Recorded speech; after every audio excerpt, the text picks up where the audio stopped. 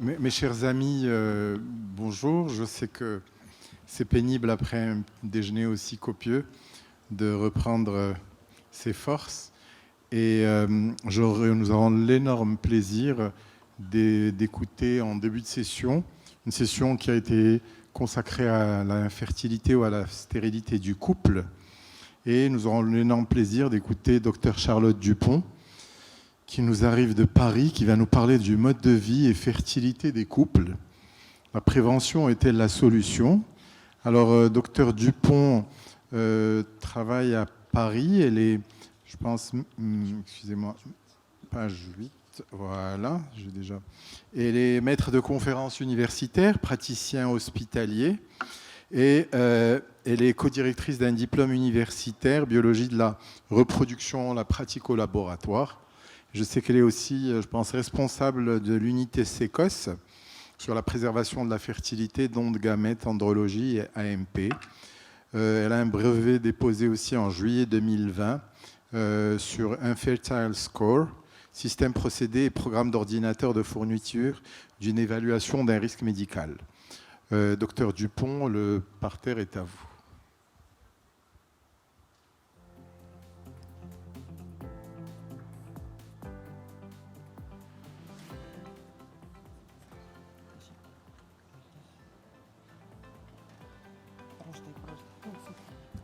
Merci beaucoup pour cette présentation. Bonjour à tous. Alors, c'est un réel plaisir pour moi d'être ici.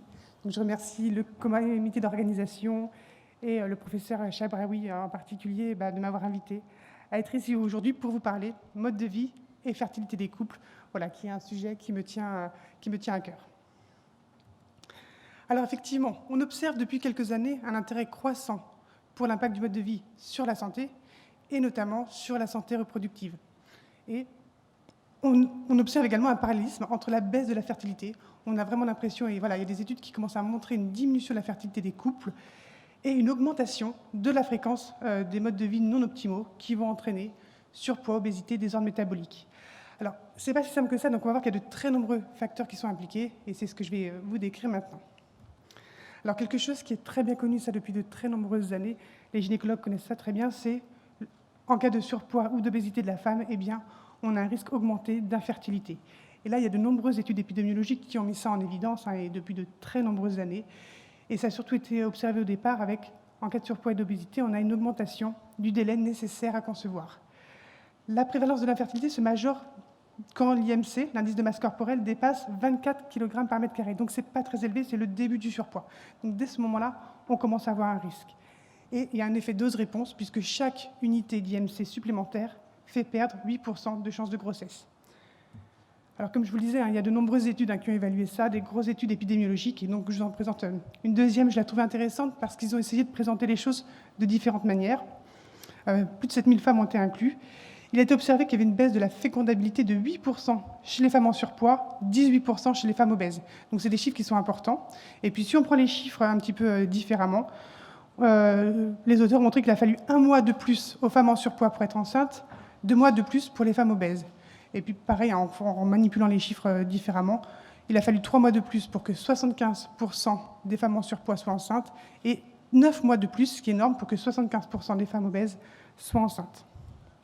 Alors, qu'est-ce qui se passe? Pourquoi elles rencontrent ces difficultés-là? La première chose qu'on observe, et ça c'est très bien décrit, c'est une augmentation des troubles de l'ovulation chez ces femmes. Donc, une altération du fonctionnement de l'axe hypothalamo-hypophyso-gonadique, donc hypophysaire et ovaire. Et par exemple, chez les femmes obèses, dans cette étude-là, le risque d'anovulation ou de désordre de l'ovulation ont été multipliés par 3,7. Donc c'est énorme. Après, certaines femmes conservent des cycles réguliers. Ce n'est pas pour ça que ce sera beaucoup plus simple, parce qu'il semblerait qu'il y ait aussi un impact sur l'utérus et la réceptivité endométriale, parce que c'est des femmes qui, on sait que les embryons, même s'ils se développent, vont moins bien s'implanter, et quand ils s'implantent, risque plus important de fausses couches, donc moins de grossesses menées à terme. Alors là, je vous parlais que du poids évalué par l'IMC. Maintenant, on va s'intéresser à d'autres paramètres. Et notamment, on se rend compte que la répartition des graisses au niveau abdominal, l'obésité abdominale va être importante à prendre en compte, mais également les désordres métaboliques. Et puis quand on combine différents paramètres, ça donne le syndrome métabolique. Et ce qui est décrit par plusieurs études chez la femme, c'est que syndrome métabolique et ou obésité abdominale est associée à une altération des fonctions gonadiques, altération de la qualité des ovocytes, risque de fausse couche augmentée, on en a déjà parlé, et diminution des chances de grossesse en assistance médicale à la procréation. Alors, concernant justement l'assistance médicale à la procréation, on pourrait croire que c'est finalement la solution à tous les problèmes d'infertilité. Eh bien non. Alors, il y a beaucoup d'études qui ont été publiées sur ce sujet-là, et là, je vous présente une méta-analyse récente. Voilà, la plupart des études vont dans le même sens, mais là, on a vraiment un niveau de preuve élevé. Donc, 21 études inclus, et plus de 600 000 cycles, donc c'est vraiment énorme. Et la conclusion de la méta-analyse, c'est qu'il y a moins de naissances vivantes après fécondation in vitro quand les femmes présentent une obésité. Et donc, voilà, avec un risque relatif important. Une possible relation dose-effet, c'est-à-dire que plus l'IMC augmente, moins bonnes seront les chances de grossesse. Et puis, dans cette étude, ils ont étudié un sous-groupe particulier. C'est les femmes qui présentent en plus un syndrome des ovaires polykystiques. Et le pronostic est encore plus mauvais si l'obésité est associée au syndrome des ovaires polykystiques. Alors, je vous ai parlé que de la femme. Là, je devais vous parler mode de vie et couple. Donc, l'homme, on ne l'oublie pas. Les données sont plus récentes. Ça fait moins longtemps qu'on s'intéresse justement à l'impact du mode de vie sur la fertilité ou les fonctions de reproduction de l'homme. Mais quand même, ça va être très important à prendre en compte dans nos consultations. Donc, il y a une quinzaine d'années, il y a les premières études épidémiologiques qui ont été publiées, qui ont mis en évidence une relation dose-réponse entre l'augmentation de l'IMC et la diminution de la fertilité chez les hommes. Et ça avait été évalué ou en tout cas observé par une augmentation du délai nécessaire à concevoir chez les hommes qui présentaient un IMC élevé. Ensuite, un certain nombre d'équipes se sont intéressées à l'impact du surpoids et de l'obésité sur les paramètres spermatiques, parce que c'est un marqueur quand même très facile, assez facile à évaluer. Et donc, beaucoup d'études ont été publiées sur le sujet. Donc là, pareil, je vous présente une méta-analyse. Ça permet de colliger les résultats de plein d'équipes différentes.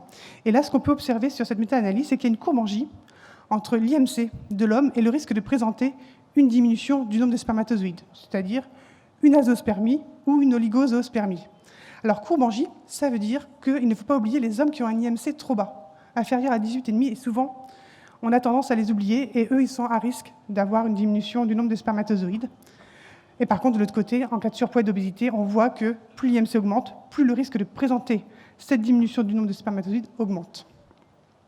Alors, ça pourrait ne pas être trop grave, puisqu'on a des techniques d'assistance médicale à la procréation qui pourraient contourner ce problème, mais on s'est intéressé aussi à l'impact du surpoids et de l'obésité sur la qualité du spermatozoïde. Et là, ça peut être plus compliqué. Alors, on n'a pas de très nombreux outils pour évaluer la qualité du spermatozoïde au laboratoire en routine, mais un des outils les plus facilement utilisés, c'est l'étude de la fragmentation de l'ADN spermatique. La seule chose, c'est qu'il existe différentes techniques. Donc, chaque laboratoire va choisir sa technique, et du coup, c'est difficile d'homogénéiser et de faire des comparaisons interlaboratoires. Néanmoins, même si c'est un peu moins consensuel que l'impact de l'obésité sur la numération spermatique, beaucoup d'études ont montré qu'il y avait une altération de l'intégrité de l'ADN spermatique chez les hommes en surpoids et obèses. Donc, une altération, ça veut dire une augmentation des cassures de l'ADN dans le noyau du spermatozoïde. Et ça, par contre, en assistance médicale à la procréation, on sait que ça va entraîner une diminution des chances de grossesse, moins de fécondation, un développement embryonnaire altéré, et puis quand il y a un embryon qui s'implante, plus de fausses couches. Chez l'homme aussi, on va essayer de s'intéresser à autre chose que l'IMC, et effectivement, le syndrome métabolique, les désordres métaboliques, l'obésité abdominale peuvent être des paramètres délétères pour les fonctions de reproduction. Et nous, on avait pu faire une étude où on avait comparé 100 couples fertiles et 100 couples infertiles. Et dans les couples infertiles, on avait observé que les hommes, donc partenaires de couples infertiles, avaient une prévalence beaucoup plus importante, et significativement augmentée, de syndrome métabolique. Donc là, c'était une observation, donc ce n'était pas un lien de cause à effet. D'autres équipes ont également montré un lien entre syndrome métabolique et altération des paramètres spermatiques. Et puis ça aussi, c'est des données qui sont plus récentes, puisque voilà, encore une fois, en fertilité, quand on n'y arrive pas, on propose des cycles d'assistance médicale à la procréation, fécondation in vitro et ICSI. Et quelques études, alors au début, qui étaient assez contradictoires, mais maintenant des méta-analyses ont vraiment confirmé les résultats, c'est qu'en cas d'IMC augmenté chez l'homme, eh bien, on a également une diminution des grossesses cliniques et une diminution des naissances vivantes. Et dans cette étude-là, voilà, je ne vous ai pas montré la diapositive, mais ils ont aussi séparé fécondation in vitro conventionnelle et l'ICSI qui est réservé aux infertilités masculines sévères. Et bien même en ICSI, même quand on va choisir un spermatozoïde et qu'on l'injecte dans l'ovocyte, si l'homme est obèse, les chances de grossesse sont diminuées derrière. Donc, on en revient sur la qualité du spermatozoïde qui va être altérée. Alors, les mécanismes impliqués, alors, ils sont nombreux et complexes. Alors, il y a notamment le déséquilibre hormonal induit par les différentes composantes du syndrome métabolique qui va, via différentes voies, notamment la voie des adipokines, entraîner une altération de l'axe hypothalamo-hypophyso-gonadique. Donc l'axe va moins bien fonctionner, donc on va avoir une infertilité et chez l'homme et chez la femme. Après, en cas de surpoids d'obésité, on a une augmentation du stress oxydant. Et là, on sait que c'est un facteur majeur dans la fertilité. Et puis une inflammation systémique de bas grade qu'il faudra aussi prendre en compte. C'est important de connaître les mécanismes parce que c'est sur ça qu'on va pouvoir essayer de jouer pour essayer de corriger tous ces effets. Et puis, alors voilà, comme on est sur mode de vie et fertilité, je voulais aussi parler de la qualité de l'alimentation. Parce qu'on va avoir des situations où l'homme et la femme, le couple, ne va pas forcément être en situation de surpoids, d'obésité, de désordre métabolique, mais on se rend compte que la qualité de l'alimentation va également être importante. C'est des études qui sont plus difficiles à faire, plus difficiles à mener, parce que voilà, de très nombreux facteurs confondants et beaucoup de choses à prendre en compte. Néanmoins, certaines équipes se sont lancées dans l'aventure. Et là, c'est une étude ancienne, mais vraiment qui est incontournable, puisqu'elle a permis d'inclure plus de 18 000 femmes. Eh bien, elle a été mise en évidence une association significative entre la fertilité féminine et les comportements alimentaires. Et en gros, si on détaille un petit peu, eh bien, les auteurs ont observé que les femmes qui avaient une consommation importante en carbohydrates, en lipides, en protéines animales, étaient plus à risque d'avoir une infertilité liée à des désordres d'ovulation. Par contre, si elles consommaient une quantité plus importante de protéines végétales, folate, fer, eh bien là, c'était l'inverse. Ça favorisait les chances de grossesse. Après, en allant un peu plus loin dans la description, ils ont essayé de trouver des comportements alimentaires qui pouvaient favoriser les chances de grossesse. Et finalement, c'était les régimes qui s'approchaient du régime méditerranéen, que je vais vous décrire juste après, qui s'apparentaient au régime qui permettait d'avoir les meilleures chances de grossesse. Bien évidemment, on n'oublie pas que tout ça, c'est multifactoriel et que ce n'est pas juste sur ça qu'on va pouvoir jouer. Effectivement, le régime méditerranéen, je pense que tout le monde en a entendu parler ou le connaît. C'est ce régime inspiré des habitudes alimentaires du sud de l'Europe au XXe siècle. Et les caractéristiques principales, c'est une consommation importante en légumineuses, légumes, fruits, huile d'olive, céréales complètes, consommation modérée poisson, faible consommation en viande, et bien sûr, on limite les acides gras trans et les sucres. Chez l'homme aussi, on va s'intéresser au comportement alimentaire. Il y a beaucoup d'études qui sont sorties, mais alors souvent avec des petits effectifs, avec beaucoup de biais. Mais celle-ci était assez intéressante puisque, déjà, on a presque 3000 hommes inclus, donc c'est beaucoup dans ce genre d'études. Et ils ont classé les hommes en fonction de leur comportement alimentaire. Donc 4 groupes. Groupe occidental, donc des hommes qui mangent fast-food, gras, sucré. Prudent, c'est-à-dire un régime vraiment équilibré. À peu près tous les aliments sont mis dans l'alimentation. Sandwich, c'est un régime un peu moins équilibré, mais sans trop d'excès. Et puis végétarien. Et en gros, voilà, les résultats sont un peu sans appel. Les hommes qui ont un comportement occidental, on a une diminution vraiment significative des paramètres spermatiques. Ceux qui ont un régime très équilibré, on a une amélioration significative des paramètres spermatiques par rapport à la ligne de base pour laquelle se trouvent les autres groupes d'hommes. Et puis d'autres études, si on fait une revue un peu exhaustive de la littérature, finalement ce qui ressort, c'est une consommation la plus équilibrée possible en ayant toutes les classes d'aliments, et notamment fruits, légumes, céréales, ce dont on nous parle quand même souvent pour la santé. Et bien sûr, on va pouvoir l'appliquer à la fertilité. Alors pourquoi la qualité de l'alimentation va être importante? Parce que même si on arrive à maintenir un poids idéal, si on n'apporte pas des micronutriments ou des vitamines suffisantes qui font marcher l'arbre génital masculin et féminin, eh bien on peut altérer un petit peu les choses. Et effectivement, dans l'étude dont je vous ai déjà parlé, on avait fait des dosages sanguins de certaines vitamines et micronutriments, et on s'était rendu compte que les hommes fertiles et les femmes fertiles avaient plus présenter des concentrations plasmatiques plus importantes en certaines vitamines et certains micronutriments antioxydants qu'on retrouve dans l'alimentation générale. Quand on voit, alors je ne vais pas vous le lister maintenant, mais voilà, c'est vraiment une alimentation plutôt classique. Alors, on a du mal un peu à s'y retrouver avec tout ça, et puis c'est difficile de faire la part des choses. Donc maintenant, c'est un peu à la mode, on en parle beaucoup, c'est l'intelligence artificielle. Et du coup, nous, on a eu la chance, au terme de notre étude, de pouvoir rencontrer des gens qui savaient maîtriser ces outils. Et donc, on a essayé d'établir un score avec toutes les données qu'on avait pour nos couples infertiles, pratiquement 80 paramètres qu'on avait pour l'ensemble du couple, et d'essayer d'établir un algorithme et un score pour essayer de voir si quelque chose ressortait. Donc cet algorithme, après multiples ajustements, on a retenu à peu près 13 paramètres qui nous permettent de classer du bon côté 70% des couples. Des couples qui vont être classés du côté risque d'infertilité et des couples qui vont être classés du côté bonne chance de fertilité. Alors, bien sûr, c'est 70%, donc il y a une petite marge d'erreur, mais c'est plutôt intéressant parce que c'est un outil qui est unique en son genre. Et voici les marqueurs qu'on a retenus pour l'algorithme final. C'est des marqueurs métaboliques, donc la glycémie. Et on se rend compte effectivement que c'est très important en infertilité. Des paramètres anthropométriques avec l'IMC, donc on revient à ce que je vous ai dit au début. Et le tour de taille, donc l'obésité abdominale à prendre en compte. Et puis, le statut antioxydatif, les vitamines qu'on a dosées dans le sang, certaines qui ressortaient bien comme étant positivement associées à la fertilité. Donc voilà, donc, maintenant qu'on sait tout ça et qu'on sait à peu près identifier les couples, les hommes ou les femmes qui sont à risque, est-ce qu'on peut essayer de changer les choses et d'améliorer les choses? Donc est-ce que modifier le mode de vie permet d'obtenir et d'augmenter les grossesses?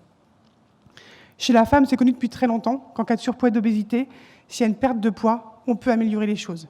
Donc même une perte de poids modérée, c'est-à-dire 5 à 7% du poids corporel, certaines femmes retrouvent des cycles réguliers à l'issue de cette modification du mode de vie.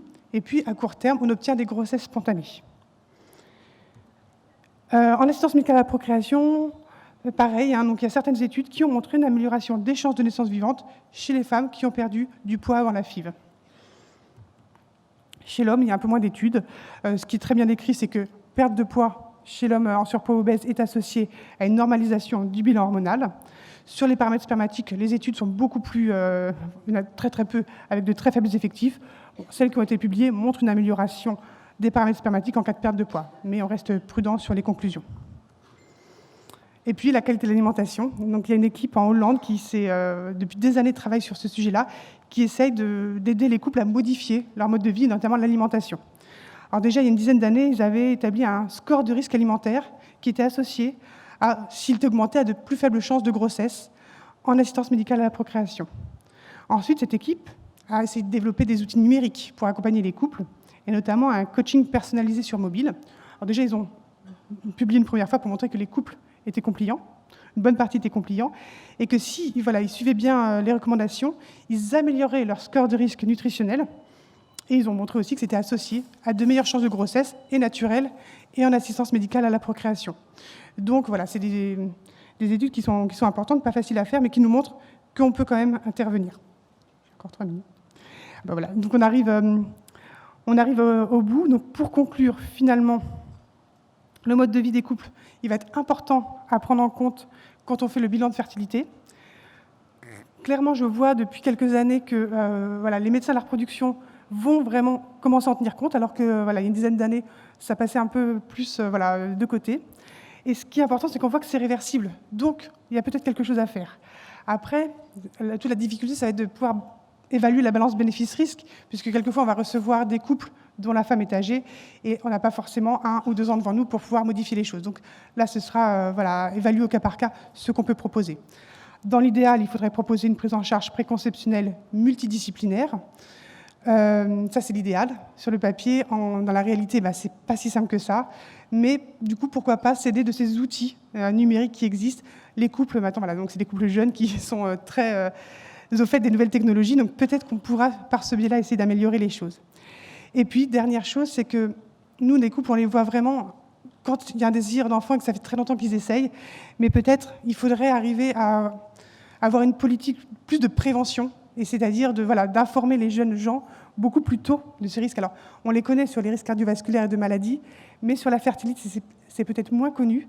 Et si on arrivait à faire de la prévention beaucoup plus précocement, peut-être qu'on pourrait éviter certaines situations. Donc voilà, je vous remercie pour votre attention et je suis disponible pour les questions.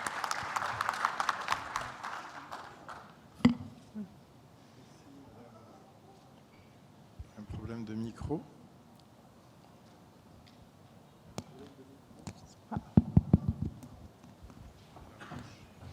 Merci pour cet exposé très clair où vous avez plus parlé du mode de vie alimentaire. J'aurais peut-être vu d'autres commentaires sur les différents modes de vie, le tabagisme, l'association tabac et alcool.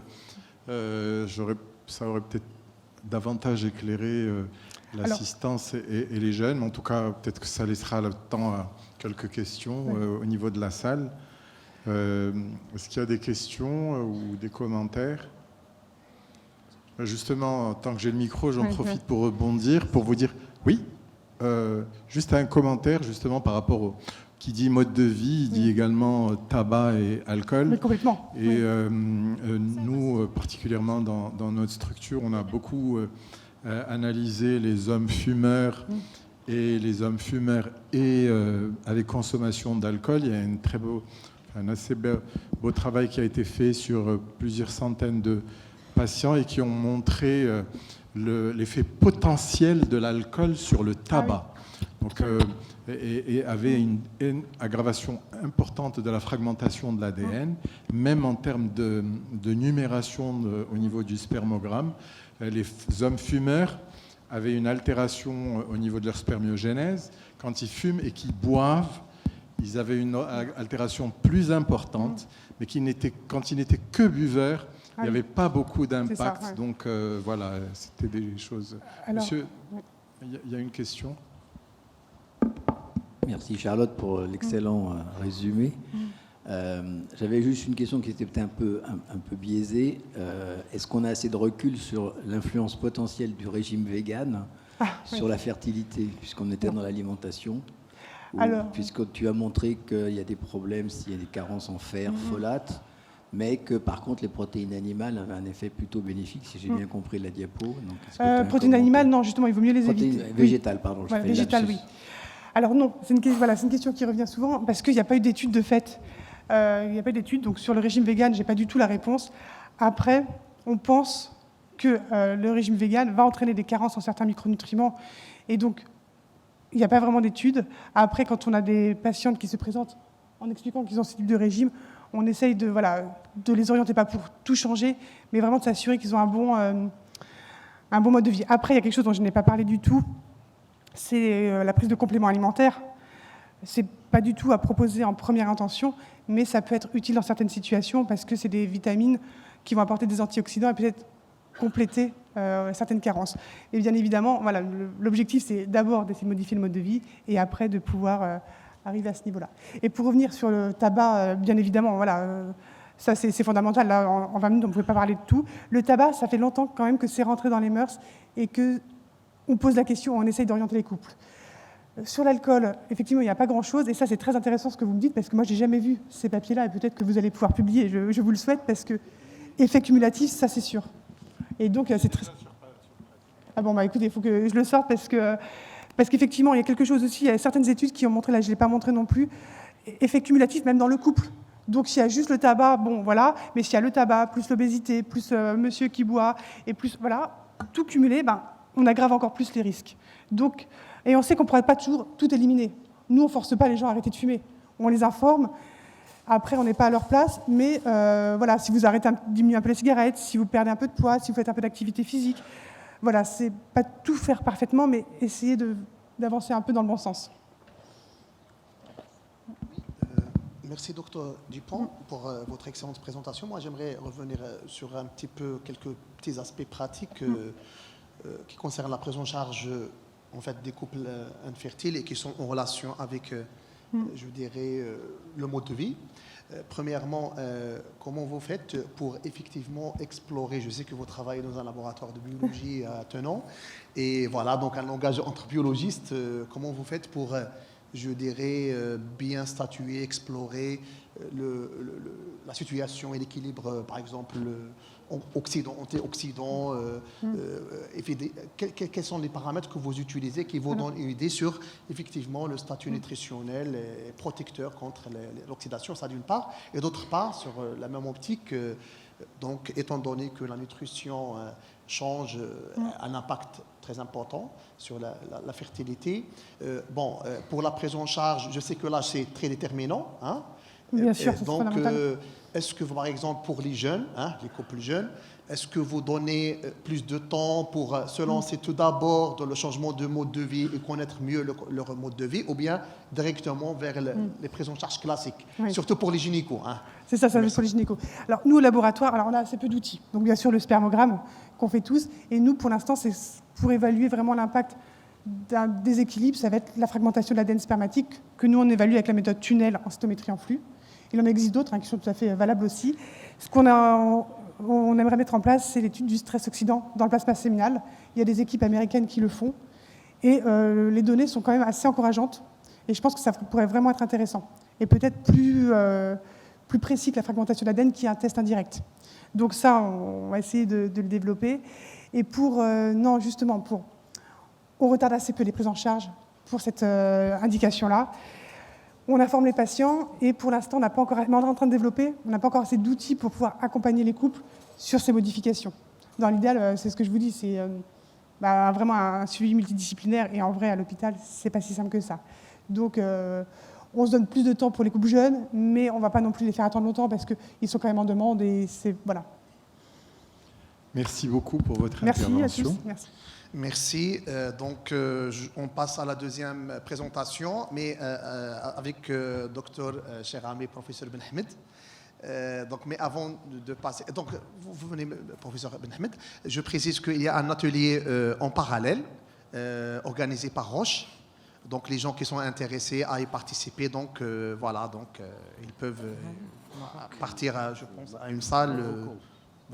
où il y a l'atelier de Roche. Juste information parce qu'il a été programmé hier, il a été reprogrammé aujourd'hui. Voilà, donc j'ai le grand plaisir, cher ami, aimable assistance, d'accueillir une très grande figure marocain qui travaille dans, je dirais, le domaine de la recherche, qui s'installe en France et toujours très présent au Maroc. Notre cher ami professeur Mohamed Ben Ahmed, donc, qui est médecin spécialiste en endocrino et maladies métaboliques, endocrinologie et maladies métaboliques, et directeur de recherche à l'INSERM et fondateur d'un laboratoire de biotechnologie sur les nouvelles générations de marqueurs et signatures épigénétiques dans les maladies chroniques, et aussi il dirige beaucoup d'équipes de recherche à Lyon, à Lausanne et à Nice. Mais tout le temps, il n'a pas oublié son pays d'origine, le Maroc, et même il intègre beaucoup de chercheurs et il essaie de faire des collaborations avec beaucoup de chercheurs au Maroc. Et voilà, donc il va nous parler sur l'infertilité, l'environnement et l'épigénétique. À vous la parole, cher ami. Merci beaucoup, cher ami, merci à toi. Et merci pour votre invitation. Alors ma lecture par rapport au professeur Dupont qui m'a précédé, je vais bien sûr parler de l'environnement et de l'infertilité, mais ma lecture, elle sera plutôt du côté de l'épigénétique, parce que nous avons la chance maintenant d'avoir un outil à partir de l'épigénétique qui permet de mesurer l'impact de la nutrition, comme d'ailleurs l'impact des toxiques, comme l'impact d'un troisième effecteur majeur dans les pathologies, qui est le stress, bien sûr, psycho-émotionnel, et qui fait beaucoup de choses. Donc c'est vrai que l'arrivée de l'épigénétique, si on peut la résumer en une phrase, elle nous donne pour la première fois des outils pour mesurer de façon très objective l'impact de notre mode de vie sur nos gènes, notre génome et donc notre santé. Et donc c'est un petit peu à travers cela que j'ai envie de vous parler. D'une part, et d'autre part, je vais commencer dans une première partie par parler des maladies chroniques au sens large, puisque l'infertilité en fait partie, mais vous verrez qu'elle a des ressemblances aussi avec d'autres maladies chroniques quand elle se met en place. Et puis ensuite, j'irai dans un peu plus de détails au niveau des signatures que l'on développe actuellement, aussi bien du côté diagnostic que de ces signatures épigénétiques qui sont en train de faire la connexion, le lien entre le diagnostic de la maladie et l'intervention, en particulier nutritionnelle. Je n'ai pas développé l'aspect toxico et l'aspect stress, mais il existe tout à fait. Voilà. Alors, je vais faire un très très bref rappel, comme je vous disais un petit peu, de façon globale. Et l'infertilité s'inscrit dans toutes les maladies chroniques, bien entendu, au sens large. Ce qu'on assiste au cours de ces dernières années, c'est qu'une augmentation très, très, très rapide de l'incidence de ces maladies et absolument sur toute la planète. Donc déjà, c'était l'indice que ça n'était pas que génétique, mais il y avait probablement quelque chose qui était lié à notre changement du mode de vie, bien entendu. Sur ce schéma, vous voyez que ce soit au niveau de la planète, au niveau des pays développés ou des pays en émergence, on a absolument le même problème et l'augmentation de ces pathologies. On peut en discuter. Juste un petit dessin ici, issu d'un travail de Skakebak, qui montre, y compris quand on regarde donc au niveau de la reproduction, on voit pratiquement que sur tous les continents, il y a une baisse, effectivement, dans ce domaine-là, dans cette activité-là. Y compris en Afrique, où on voit peut-être encore une certaine stabilité, en tout cas dans le Sub-Sahara, mais quand vous regardez les pays du Maghreb, et en particulier le Maroc, on voit effectivement qu'on est en train de descendre aussi. Alors, pourquoi l'arrivée de l'épigénétique? Parce que nous avons eu, à partir du XXe siècle, dans les années 2000-2003, d'énormes ruptures, tant sur le plan conceptuel que sur le plan méthodologique. Sur le plan conceptuel, on a très très vite vu, quand on a séquencé le génome, qu'il n'y avait pas de mutation, de gènes mutés qui correspondent absolument à toutes les maladies, et que notre génome est très très vite apparu plutôt comme un logiciel de base sur lequel venait pianoter notre environnement. Et donc, sur ce grand concept de rupture, il y a eu, bien entendu, une rupture de type technologique, c'est-à-dire qu'on a développé de la modélisation expérimentale, bioinformatique. Moi, j'ai fait partie un peu de ce courant dans la recherche. On pouvait reproduire au laboratoire absolument toutes les maladies qu'on voulait, et en particulier, moi, j'ai beaucoup travaillé sur l'infertilité, tous les types d'infertilité, par de l'exposition au stress, aux toxiques et au déséquilibre nutritionnel. Mais ces modèles-là, c'était un peu des trésors de guerre pour nous, parce que ça nous permettait de décrypter la mécanique d'apparition, de la mise en place de la maladie, en particulier par la mécanique épigénétique dont je vais dire un mot. Et ensuite, quand on sortait des signatures sur ces modèles-là, on allait vers des cohortes de patients avec lesquels on travaillait, et on a validé ces signatures-là chez les patients. Bien sûr, maintenant, l'arrivée de l'IA et autres, etc., va permettre de démultiplier tout ça, puisqu'on aura des données qui ne seront pas épigénétiques, métabolomiques, cliniques, biologiques, imagerie, etc., qui sont certainement très intéressantes là-dedans. Alors, ces ruptures technologiques, là aussi, je voulais rajouter une chose, c'est qu'on a vite compris que cette mécanique-là épigénétique permettait de voir des choses très longtemps avant l'apparition de la clinique, des signes cliniques. Donc nous commencions à entrouvrir les yeux sur le côté réel et pratique d'une médecine prédictive et préventive dont je dirais un mot. Je vous disais donc sur la partie qu'est-ce que c'est que l'épigénétique, juste très très rapidement, je suis chez les biologistes, donc je suis obligé de vous dire quelques mots. C'est de la modification, bien entendu, d'expression d'un gène. On a cru depuis toujours qu'un gène se modifiait dans son expression parce qu'il changeait dans sa séquence. En fait, non. Un gène peut modifier, bien entendu, son expression parce que son habillage simplement va changer. Son habillage, c'est ni plus ni moins que l'épigénétique. 3 façons de changer un peu cet habillage. Soit que vous allez mettre des méthyles, je ne sais pas, il ne faut pas que je me trompe, voilà, papa. Soit vous allez mettre des méthyles sur des cytosines, vous allez créer une sorte d'encombrement, et donc toute cette région-là, elle sera aveugle, les gènes dans cette région-là ne vont pas s'exprimer. Bien entendu, si ce sont des gènes clés pour une fonction, la pathologie va apparaître. La deuxième, pour aller très très vite, c'est l'enroulement de l'ADN autour des histons, donc c'est la compaction de l'ADN. Vous savez que dans une seule cellule, il y a à peu près 2 mètres d'ADN. Vous imaginez la compaction qu'il faut autour des histones. Si c'est très compacté, les régions où c'est très compacté, à cet endroit-là, les gènes s'éteignent.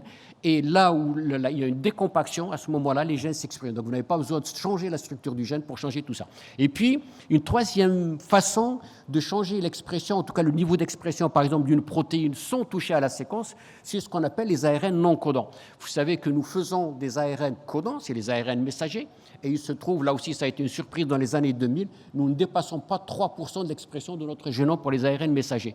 Tout le reste, en tout cas en grande partie, était dans ce qu'on appelle des ARN non codants.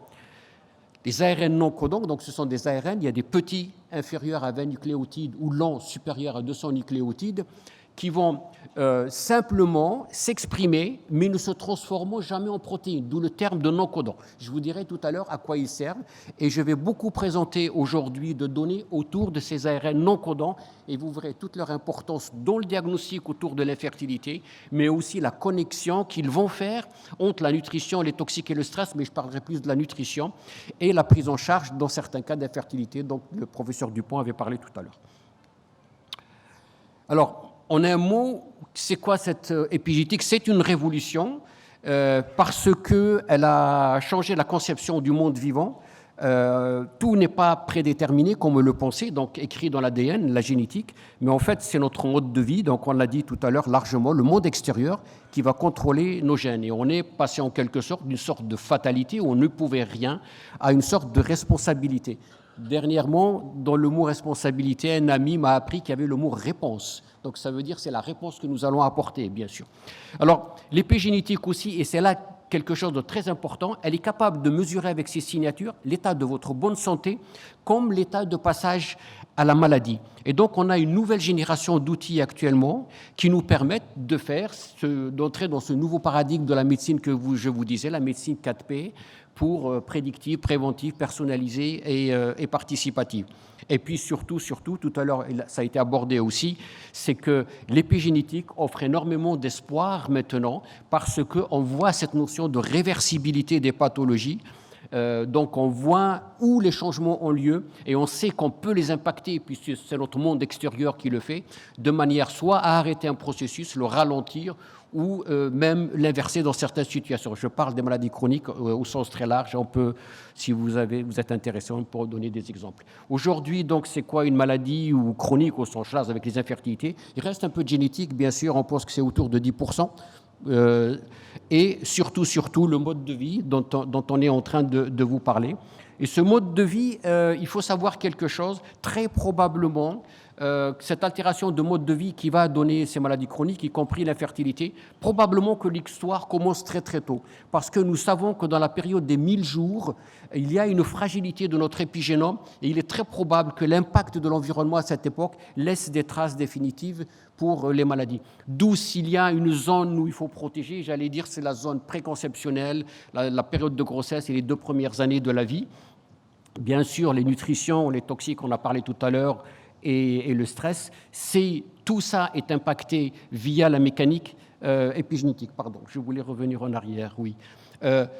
Tout ça, donc, c'est un tronc commun qui va aller vers toutes les maladies, y compris l'infertilité. Vous allez avoir en gros 3 processus souvent qui sont à l'origine.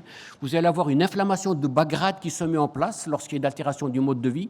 Deuxièmement, un vieillissement accéléré. Et il y a actuellement des algorithmes comme celui d'Horvath qui le mesure très très bien. Et puis une baisse de l'autophagie, je ne rentrerai pas dans le détail. Deuxième notion aussi qu'on a maintenant, il y a probablement, certainement une transmission transgénérationnelle sur au moins 3 ou 4 générations.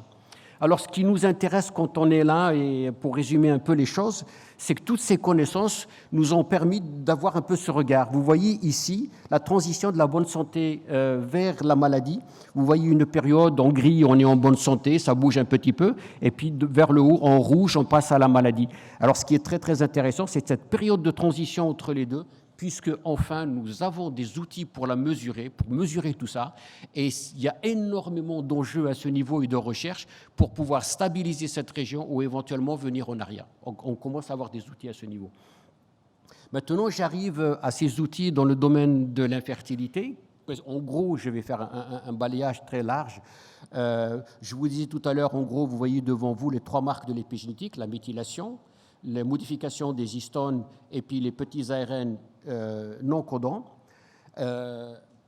J'ai mis cette diapo simplement ici pour rappeler, mais je vais pas m'y attarder, vous l'avez fait avant très bien, toutes les causes globalement que l'on connaît actuellement de l'infertilité, mais je voulais surtout insister sur le mode de vie, qui sont très probablement, encore une fois, les causes les plus fréquentes de l'infertilité masculine.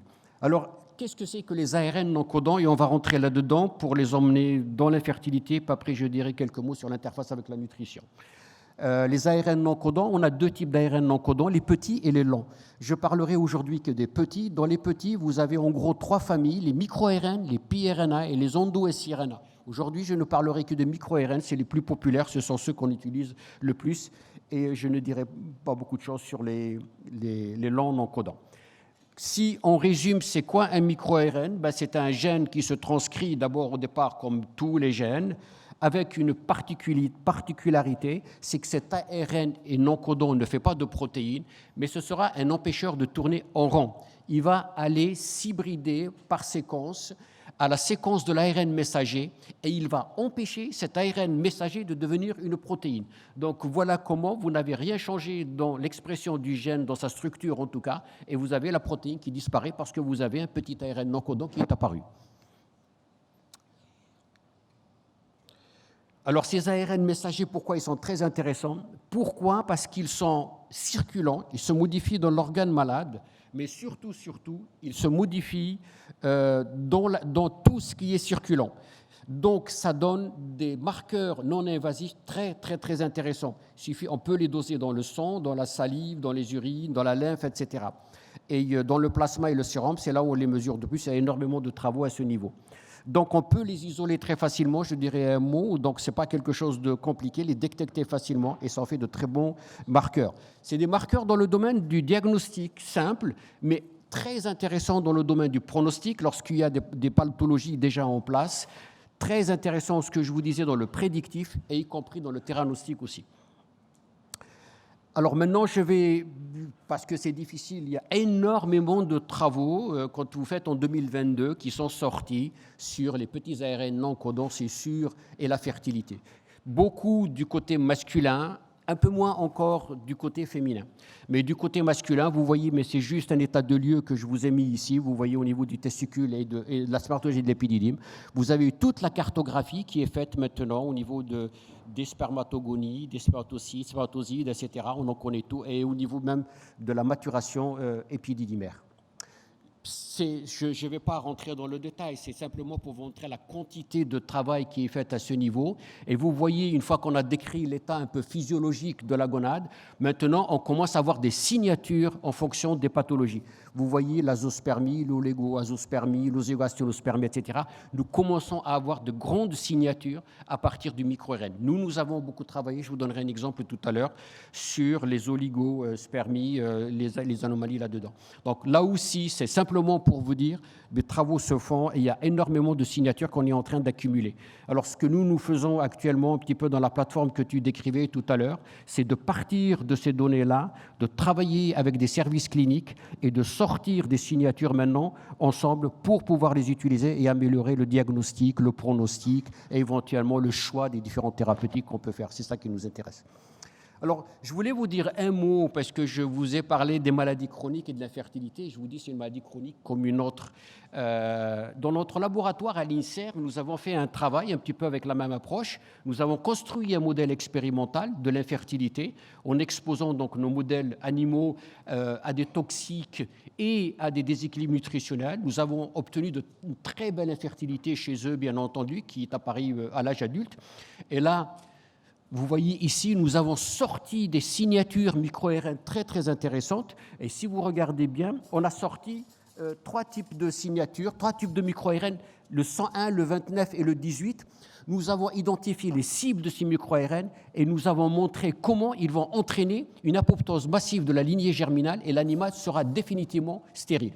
Donc une fois qu'on avait sorti ces signatures, nous sommes allés regarder sur des cohortes de patients. Ce travail a été fait essentiellement à Nice, même si moi je passais ma vie entre Lyon et Nice, mais ce travail a été fait à Nice, donc avec le service de la reproduction à Nice, avec Véronique Isnard. Et donc, on a validé chez nos patients absolument ce type de données où on a retrouvé ces 3 micro-RN. 80% des patients infertiles avaient ce type de signature. Mais ce qui nous a interpellés très vite, c'était de dire, est-ce que cette signature-là que nous avons vue dans l'infertilité, est-ce que d'autres pathologies chroniques la partagent ? Et la réponse nous a surpris. D'ailleurs, ça a été plus une question du reviewer quand on a soumis le papier. La réponse est oui. Nous avons trouvé qu'un certain nombre de cancers, de maladies cardiovasculaires, métaboliques, ici, partagent cette signature. Et du coup, la question qui s'était posée très rapidement, est-ce que les patients infertiles que vous voyez, je m'adresse à mes collègues qui s'occupent de la fertilité, est-ce que les patients infertiles que vous voyez sont-ils des patients prédisposés à développer plus tard, à partir de la cinquantaine, des maladies beaucoup plus graves comme le cancer et autres? Ont-ils une espérance de vie diminuée par rapport à d'autres? Et la réponse a été apportée, vous voyez ici, pour ceux qui connaissent ces travaux de Heisenberg, déjà en 2014, où il avait montré de façon très très claire, en revenant sur des banques de données de fécondation in vitro. C'est aux États-Unis, donc où il y avait je crois qu'il y avait près de 10 000 personnes sur cette étude-là, où il a montré de façon claire que l'espérance de vie était calquée sur le nombre de paramètres spermatiques altérés. C'est impressionnant. Donc plus les paramètres spermatiques étaient altérés, plus l'espérance de vie était diminuée. De façon encore plus précise, vous voyez ici que quand il y a une azospermie, regardez en rouge, la possibilité de développer un cancer à la jute est énorme. Donc on voit bien de façon très claire que l'infertilité, autour de la trentaine, quand on fait les bilans, peut être un marqueur prédictif très important pour les autres maladies chroniques. Vous voyez ici, donc, et pourquoi? Parce que les altérations surviennent très tôt pendant la vie fœtale, et vous voyez, ces altérations vont petit à petit nous amener à l'infertilité, puis à l'âge adulte, cette prédisposition aux maladies chroniques. Il faut que je me bouscule parce que le temps passe. Ça, il nous regarde. Voilà, un mot, mais je ne vais pas rentrer dans le détail. Les mêmes travaux se font actuellement du côté de l'ovaire, bien entendu, et vous voyez qu'on a actuellement des marqueurs des micro-ARN dans la formation et le développement des ovaires, dans le processus de l'ovulation, à l'intérieur des marqueurs, à l'intérieur de l'ovocyte, à l'intérieur de la granulosa. Donc on a absolument tous ces marqueurs qui se mettent en place.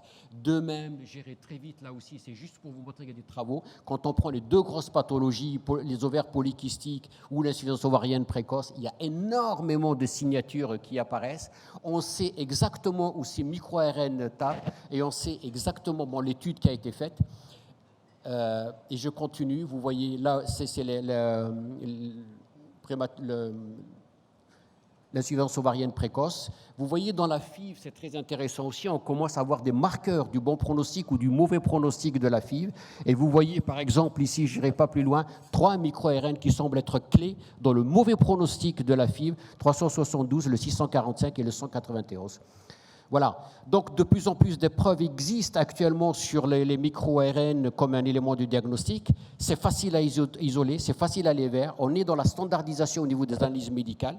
Mais ce que je voulais surtout vous dire, que ces micro-ARN, et laissez-moi 1 minute ou 2 ici, s'il vous plaît, pour que je puisse finir, c'est une ouverture vers l'intervention nutritionnelle. Et ce que je voulais vous montrer, regardez cette dia, elle est très intéressante parce qu'ici, nous faisons la connexion entre les micro-ARN que vous voyez au milieu, leur cible, la pathologie qu'ils vont entraîner lorsqu'ils sont là, mais surtout, vous voyez que ces micro-ARN qui sont l'explication de la pathologie, ils sont affectés par les nutriments. Donc ça veut dire que le côté nutritionnel est très intéressant. On peut intervenir par de la nutrition. Je continue un petit peu la présentation de ma collègue tout à l'heure, mais nous avons maintenant ce type d'outil qui nous permet de mesurer notre efficacité. Je vais aller très vite.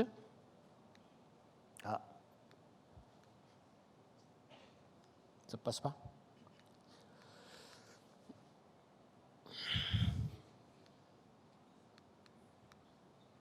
Ouais.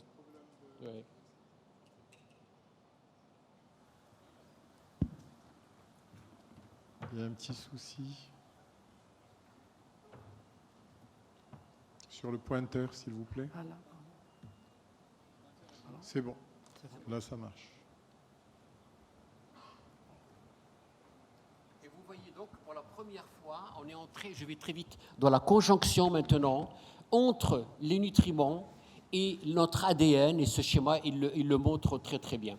Et vous voyez, on va très loin maintenant, j'ai pris juste des standards, des nutriments standards que tout le monde connaît. Nous connaissons la signature détaillée en termes de micro-ARN de ces nutriments dont on connaît bien entendu tous les bienfaits, curcumine, glycine aussi, mais c'était juste pour prendre des exemples.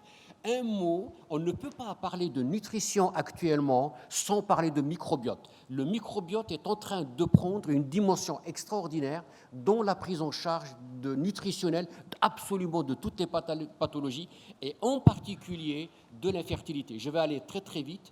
Pourquoi le microbiote est important? Parce que nos nutriments passe par le microbiote pour modifier l'épigénétique. Donc il y a un jeu à trois. Nos nutriments n'agissent pas directement sur les marqueurs épigénétiques des pathologies, mais ils passent par le microbiote, et c'est ce que je voulais vous dire. Or, ces nutriments, ce microbiote, je vais encore aller un peu plus loin et plus vite. Pourquoi ils sont importants? Parce qu'ils sécrètent des métabolites. Ces métabolites sont très connus, ce sont les acétates, les butyrates et autres, et ce sont ces métabolites qui vont aller contrôler la grosse machinerie épigénétique dans les pathologies. C'est eux qui vont, par exemple, arrêter l'inflammation, c'est eux qui vont arrêter la prolifération, etc., etc. Je n'irai pas plus vite ici, ça a été montré. Par exemple, pour le type d'infertilité, bon, on a fait le bilan, tout à l'heure il a été largement fait, on l'a identifié, mais l'action, encore une fois, la chose que je peux moi dire, c'est que ces nutriments qu'on a identifiés comme bienfaits, nous savons maintenant par quelles étapes, par quelle mécanique ils passent, épigénétique ici. Et vous voyez ce schéma qui est très, très, très intéressant et très parlant. Vous voyez des nutriments ici, que vous voyez du poisson, des choux-fleurs, etc. On connaît exactement sur quel appareil enzymatique de la méthylation il va agir et qu'est-ce qu'ils vont changer comme signature dans le sang. Donc quand on donne un nutriment, on sait exactement quelle est la signature qui va arriver derrière. Et ce que nous recherchons tous, vous le devinez, c'est qu'on voudrait que ce nutriment rencontre la signature de la maladie pour neutraliser la maladie, la ralentir ou bien améliorer le pronostic. Et c'est ça l'enjeu actuellement avec ces marqueurs épigénétiques. En gros, nous sommes probablement dans une troisième révolution, j'allais dire, dans le domaine de la biologie. Il est très probable que ces petites molécules des microbiotes, sous l'effet de la nutrition particulière, contrôlent la grosse machinerie de l'épigénétique. Voilà ce que je voulais dire, on en parle beaucoup. En conclusion, je dirais, moi j'ai des observations plutôt et interprétations et attentes. Donc vous voyez bien que l'origine des infertilités, bien entendu le lien, on est revenu les deux dessus au mode de vie. La mécanique épigénétique, j'ai essayé de vous donner quelques exemples. L'intérêt de la mécanique épigénétique, c'est qu'elle nous donne de nouveaux outils. On mesure non seulement la situation de la maladie, le diagnostic, son évolution, mais on mesure aussi ce qui intervient sur cette pathologie-là. Et bien sûr, j'insiste beaucoup sur le lien nutrition de précision et microbiote. Nous ne pouvons plus parler de la nutrition sans parler du microbiote. Dans les années à venir, vous allez voir, on va doser les marqueurs du microbiote. Nous avons des éléments très intéressants. Nous avons même actuellement des marqueurs du microbiote prédictifs de ces maladies-là, et en particulier de l'infertilité. C'est certainement un tournant qui est en train de se jouer. Merci. Et merci pour le repas. Merci, cher ami, professeur Mohamed Ben Ahmed, pour la qualité, la richesse et la pertinence de cette belle présentation, d'ailleurs qui ne sort pas de l'habitude. On vous connaît toujours et on connaît vos qualités humaines et professionnelles aussi. Donc, je crois qu'on va passer aux questions. Voilà, au maximum, une ou deux questions. Voilà, la parole est à la salle. Oui, monsieur, micro.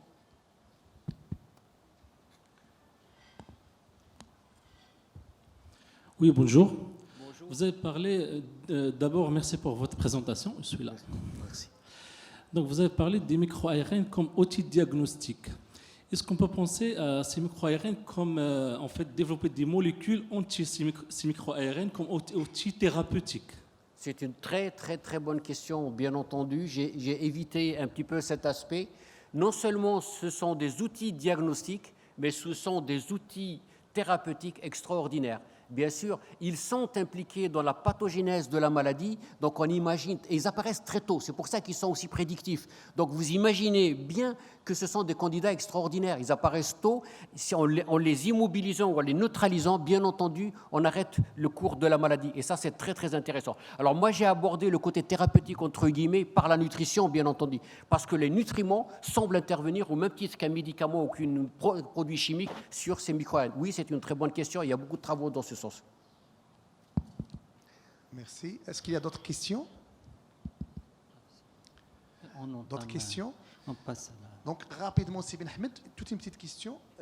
Vous avez parlé de, en fait, le deep learning, la machine learning, l'intelligence artificielle. Donc, ma question, c'est qu'on sait bien que cette machinerie, donc il y a un magma de données, en fait, en pratique, c'est très difficile quand même de faire sortir un algorithme, hein, je dirais pratique, oui, validé. Bien sûr. avec une méthode très traditionnelle qu'on utilise souvent. Mais est-ce que sur le plan pratique, au niveau de vos structures, est-ce que vous collaborez avec, par exemple, les informaticiens, avec les ingénieurs, pour évidemment essayer d'introduire, d'implémenter toute cette magma de données, de tous les algorithmes théoriques qu'on peut avoir, les probabilités qu'on peut avoir, et de faire sortir, je dirais, des algorithmes plus pratiques avec tous ces marqueurs non invasifs. Merci. Bien sûr.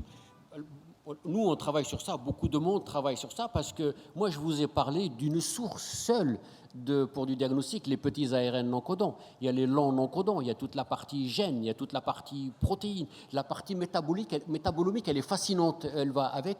Donc, ce qu'on est en train de faire, c'est de mélanger ça. On n'ignore pas les signes cliniques aussi du patient, etc. Donc, tout ça est en train de manger et on sort des algorithmes à partir de cet ensemble de signatures. Et c'est un petit peu ça qu'on attend honnêtement actuellement de l'intelligence artificielle, il faut dire les choses. C'est un défi, de toute façon, devant cette technique. Hein. Pour le moment, on voit encore, on attend, mais c'est vrai, c'est de là peut-être qu'on éclatera le système. Une seule famille de marqueurs, on voit bien qu'elle n'est pas suffisante. Tout à l'heure, je parlais du microbiote, je parlais des marqueurs épigénétiques, de la nutrition. C'est ça qu'on va mettre ensemble, bien sûr. Merci. Merci, professeur Ben Ahmed, pour cet excellent exposé.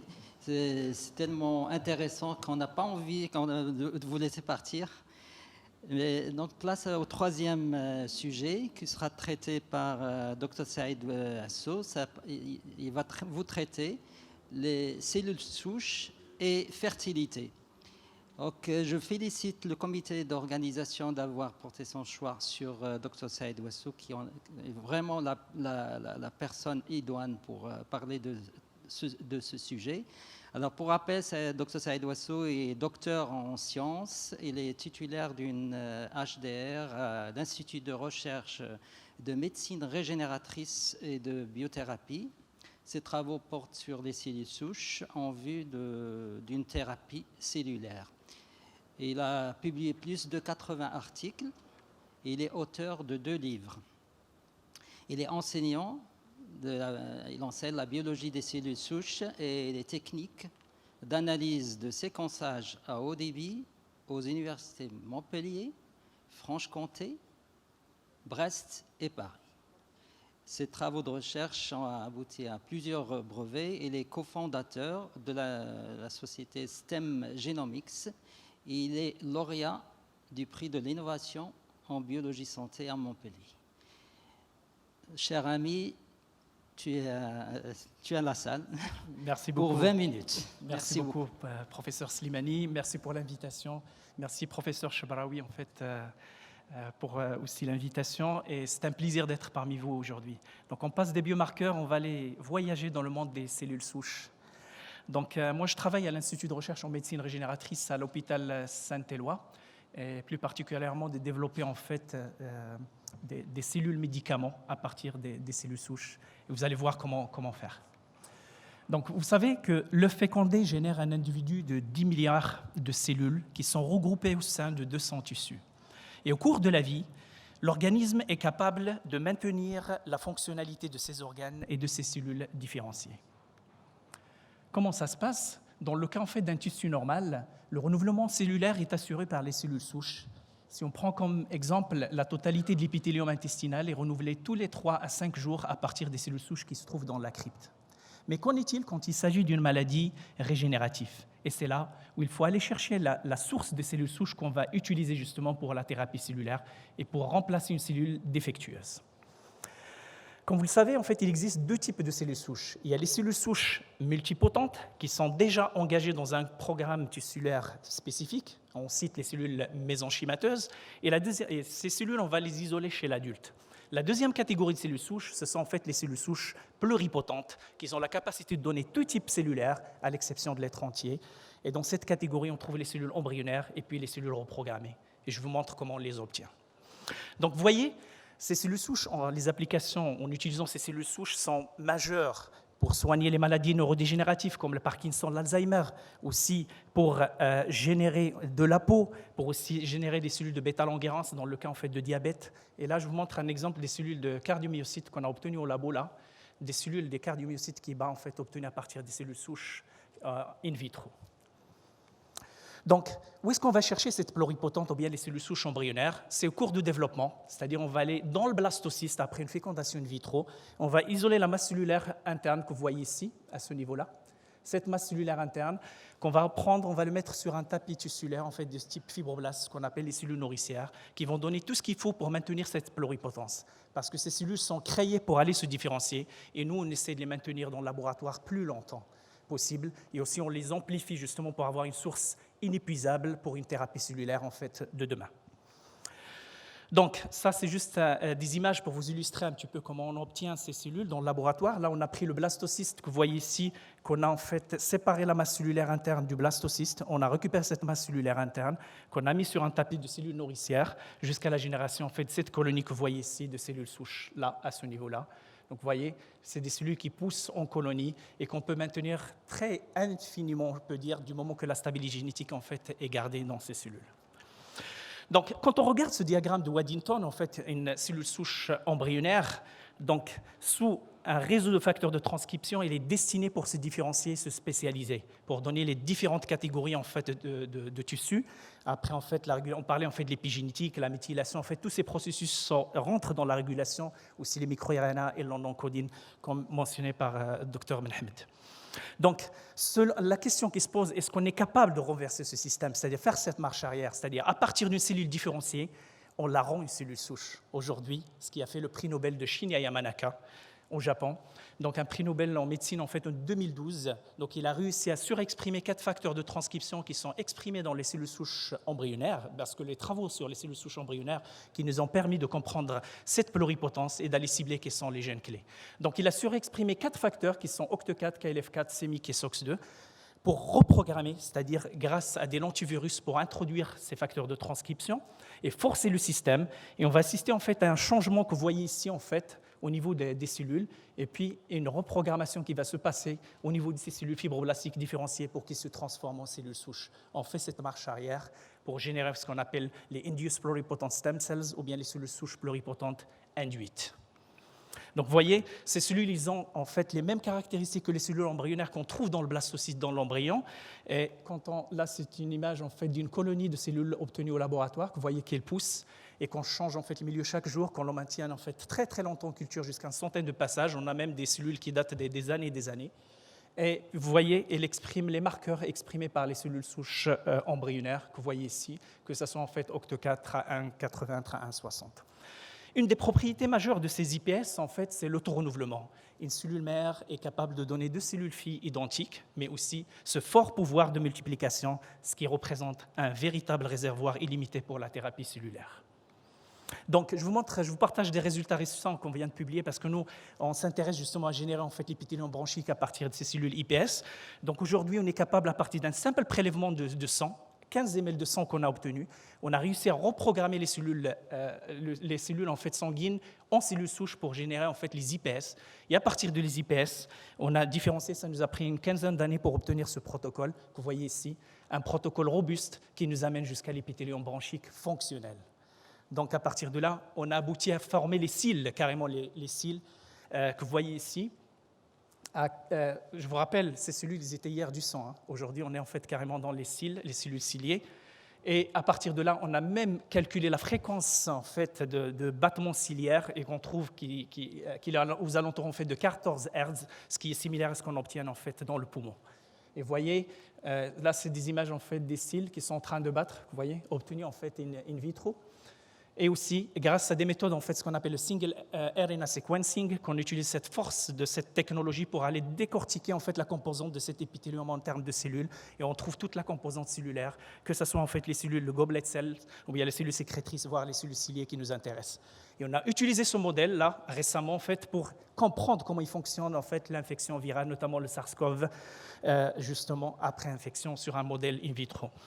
Et aujourd'hui, on sait générer aussi in vitro à partir des IPS, des organoïdes pulmonaires. En fait, c'est des mini-organes en fait, qui sont générés in vitro, que vous voyez ici, à partir des IPS, donc qui simulent en fait, le poumon ici. Ces mini-organes qui vont simuler de multiples aspects du poumon réel, comme l'activité des cils, la production du mucus, ce qui en fait des modèles très utiles pour étudier les maladies pulmonaires et pour tester les approches thérapeutiques antivirales et aussi antimicrobiennes.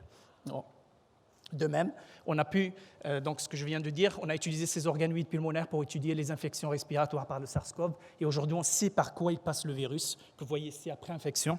On trouve ici que le SARS-CoV, il passe par les cellules ciliées, la première barrière, puisque le récepteur ACE2 se trouve au niveau de ces cellules, puis il attaque les cellules basales. Et on sait comment le processus inflammatoire se met en place grâce à ces modèles. Demain, peut-être qu'on n'a pas besoin des modèles de souris. On a en fait carrément des mini-organes en fait, dans une boîte de pétri, qu'on peut faire le screening des médicaments, qu'on peut faire de la thérapie cellulaire, on peut faire beaucoup de choses. De même, on a généré en fait des mini-cerveaux fabriqués dans une boîte de pétri à partir de cellules souches. Et vous voyez en fait que l'architecture qui ressemble à celle du cerveau humain lors des stades précoces de développement après 30 jours et qui formait des régions comme le mésencéphale que vous voyez ici, en fait une structure qui est bien organisée à partir des IPS. Donc, où est-ce qu'on s'oriente aujourd'hui? C'est ce qu'on appelle, c'est de nouveaux en fait, termes, ce qu'on appelle les assembloïdes. On va en fait dans un organe en chip, c'est-à-dire dans des micropuces, la microfluidique. On va amener des cellules endothéliales, on va amener des cellules immunitaires, les organoïdes, les cellules nerveuses pour créer des mini-organes qu'on peut stimuler, comprendre comment ça se passe au niveau de l'asthme et faire le screening en fait, des médicaments, faire un criblage à grande échelle. Et là, en fait, les industriels pharmaceutiques, franchement, ils ont cours en fait, derrière ces types de modèles. Donc, juste pour vous partager, on est en fait dans la recherche pour les avancements cliniques. Aujourd'hui, le plus avancé, c'est la dégénérescence maculaire liée à l'âge, qui est l'une des premières applications cliniques au niveau de cellules souches. 2 patients ont retrouvé la capacité de lecture après injection d'un feuillet d'épithélium pigmenté de la rétine, dérivé de cellules souches embryonnaires, c'est Nature Biotechnology. Cette maladie qui concerne 25 à 30% fait des personnes de plus de 75 ans, et 15 millions de personnes pourraient être concernées d'ici 2024. 25 essais cliniques avec les premiers signes de succès. Et aussi, il y a une grande avancée en ce qui concerne le Parkinson. Un patient parkinsonien peut à nouveau nouer ses lacets après injection des neurones dopaminergiques obtenus à partir des IPS. Donc, on va revenir sur le sujet qui nous intéresse, notamment est-ce qu'on est capable, à partir de sang, générer des gamètes artificielles? Est-ce de la science-fiction ou bien de la réalité? Aujourd'hui, on est capable de faire ce genre de choses. Donc, quand vous le savez, que de nombreux couples désirent une grossesse mais ne peuvent pas avoir d'enfants parce que l'homme n'a pas de spermatozoïdes ou la femme n'a pas d'ovocytes de bonne qualité. Une solution à ces problèmes, soit le don des gamètes, mais depuis quelques années, comme on le sait, les centres en fait, gérant le don de gamètes ou des spermatozoïdes ou d'ovocytes en France connaissent une pénurie de donneurs, avec le désir d'avoir son propre enfant. Vous imaginez, à partir d'un simple prélèvement de sang, on peut générer en fait, les gamètes artificielles, le spermatozoïde ou bien l'ovocyte de la personne, il sera le père biologique. Donc, disposer de cette source abondante de gamètes va modifier les pratiques d'assistance médicale à la procréation aujourd'hui. Donc, ce que je viens de vous montrer, on sait faire isoler en fait la masse cellulaire interne à partir du blastocyste, on sait reprogrammer, générer des IPS, mais la question qui se pose, est-ce qu'on est capable de faire cette marche arrière pour générer les gamètes artificielles, que ce soit en fait les ovocytes ou bien les spermatozoïdes? Donc c'est un travail, on était en fait les précurseurs en fait de ces travaux en fait depuis 2008 que j'ai publié ces travaux, dans lequel je montre que l'impact du micro-environnement, en fait, il est décisionnel. Si on fait une culture des cellules souches embryonnaires en 2 dimensions, on a tendance d'aller vers une ovogénèse. Et si on fait une culture en 3 dimensions, on a tendance d'aller vers une spermatogénèse. Donc le micro-environnement, il est primordial dans ce destin, en fait, cellulaire. Je vous montre les travaux en fait, de Saito, en fait, l'équipe japonaise, publiée en Science 2012, à partir d'une simple cellule, en fait, prélèvement de cellules fibroblastiques, ils ont reprogrammé en cellules pluripotentes pour générer les cellules germinales primordiales. C'est chez la souris. Hein. Donc ces cellules germinales primordiales ont été placées dans des ovaires et qui ont permis d'obtenir des ovocytes au bout de 4 semaines. Et après fécondation in vitro, les ovocytes ont permis de donner naissance 3 semaines plus tard à des souriceaux en parfaite santé. Et ce qui est intéressant, c'est qu'on va vers la génération en fait, d'après, devenus adultes, ces rongeurs ont à leur tour donné naissance de façon classique à une portée. Donc ça marche. Par contre, on s'est arrêté au stade en fait, de cellules germinales primordiales. Aujourd'hui, personne ne s'est fait maturer un spermatozoïde en fait, ex vivo en partir en fait, des cellules germinales primordiales à faire en fait, la myose. Ça, c'est très difficile. Par contre, générer les cellules germinales primordiales qu'on peut après injecter dans les testicules ou bien dans l'ovaire, ça, c'est faisable. Donc, je vous montre les travaux en fait, sur l'obtention des spermatozoïdes fonctionnels. C'est le même groupe Saito qui sont vachement avancés dans ce domaine. Ils ont pris un modèle de souris WW+, qui ne produisent pas de spermatozoïdes. Et après injection en fait, de cellules germinales primordiales que vous voyez ici dans le testicule, ils ont obtenu carrément toute la spermatogénèse dans ces testicules. Et ce qui est intéressant, c'est qu'après fécondation in vitro, ces spermatozoïdes ont permis de donner naissance à plusieurs bébés souriceaux. Donc, ça marche. Qu'en est-il chez l'homme?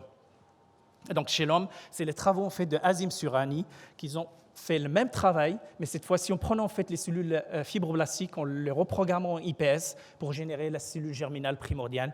Et c'est là où ça s'arrête. S'il faut franchir effectivement cette étape justement pour aller chez l'homme, pour aller créer en fait les gamètes artificiels, que ce soit le sperme ou les ovocytes. C'est pour ça que des expériences intermédiaires sur les primates doivent encore être réalisées pour confirmer ces cellules germinales primordiales sont tout au point semblables à celles qui sont produites d'une manière naturelle. C'est pour ça, en attendant effectivement l'avancement dans ce sens, on est en train de développer des approches justement pour qualifier ce spermatozoïde ou bien ces gamètes artificiels. Et c'est pour ça, en fait, un travail récemment qu'on vient de publier pour étudier en fait le profil moléculaire de ces spermatozoïdes pour qualifier le sperme, il est de bonne qualité, mauvaise qualité, en se basant sur des marqueurs spermatiques. Donc, bien sûr, on a fait en fait l'analyse du méthylome et aujourd'hui, on a, avec l'intelligence artificielle, développé en fait des logiciels pour cerner en fait ces spermes que vous voyez ici. Donc, grâce à cette intelligence artificielle, on peut cerner le spermatozoïde en fait qui est de bonne qualité en se basant sur ses signatures moléculaires. Et après, en fait, on a développé des algorithmes qui vont aller en fait, puis après, il y aura en fait, on va aller chercher ce spermatozoïde. Donc là, il l'a identifié par rapport aux autres spermes, qui a une bonne mobilité, un bon profil d'expression avec un score qui est très important. Et à partir de là, on va aller chercher ces spermes en fait, d'une manière en fait, automatique avec un système d'intelligence artificielle dans lequel on éduque le système pour aller récupérer ce sperme et l'injecter en fait, dans l'ovocyte. Oui. De la même façon, effectivement. Donc là, sur une autre cohorte, donc on est en train de rééduquer effectivement le système avec plusieurs échantillons. Donc, vous voyez que la génération des gamètes artificielles à partir des cellules souches représente un intérêt majeur pour le traitement de l'infertilité. Les questions qui se posent, donc il y a toujours les questions éthiques après chaque percée avancée en fait technologique ou bien révolutionnaire. Serait-il possible un jour de produire à partir d'un même individu des gamètes mâles et femelles et leur fécondation mutuelle donnerait une reproduction monoparentale avec les conséquences de consanguinité. Et je vais aller plus loin pour vous provoquer si on a encore le temps. J'ai envie de vous parler de la modification du génome humain parce que les cellules souches IPS vont nous permettre de faire ce genre d'approche. Donc, je ne sais pas si vous avez déjà entendu parler du système de CRISPR-Cas9, en fait, prix Nobel en fait 2020. C'est un système, ce sont des protéines qui sont capables de couper l'ADN comme des ciseaux. Ces ciseaux sont constitués d'un brin d'ARN que vous voyez ici. Le brin d'ARN qui contient en fait les séquences CRISPR qui va se fixer en fait sur l'ADN à un endroit bien précis et on a en fait l'enzyme qui est la Cas9 qui va ensuite découper en fait l'ADN d'une manière bien précise. Et ce système va nous permettre d'inactiver un gène ou bien de remplacer un autre et aussi faire les modifications au niveau du génome. C'est ce qu'on appelle la chirurgie carrément du génome avec précision, surtout pour les anomalies génétiques, est-ce qu'on est capable de les corriger. Donc, premier essai sur l'embryon, c'était en Chine en 2015. C'est dans le cadre en fait, de la bêta-thalassémie et où ils ont injecté en fait, le CRISPR-Cas9 au niveau en fait, du zygote, justement, à ce niveau-là, pour faire la correction de cet embryon. Mais ce qui s'est passé en fait, avec le problème de mosaïcisme, donc on est imparfait, puisqu'on n'arrive pas à tout corriger. Ce qui se passe, si on calcule en fait, la probabilité, si on fait une correction à l'échelle du zygote, on est à 5% en fait, d'efficacité. Par contre, si on fait la correction au niveau des IPS, qui ont produit les cellules germinales qui nous ont amenés vers des gamètes, là on sera 100%, et du coup on va obtenir, on sera à la fin en fait, avec l'obtention en fait, des bébés qui sont parfaits, qu'il n'y a pas en fait, d'anomalie génétique. Donc, à quoi ça sert cette technologie? C'est pour prévenir la naissance d'un enfant gravement malade, éviter les maladies génétiques graves comme le cas de la mycophysidose. Vous allez me dire, mais il existe le diagnostic préimplantatoire. Mais qu'en est-il dans certains cas où on n'a aucune solution? Par exemple, si on prend un couple atteint de la même mutation génétique grave, des patients atteints de la mycophysidose.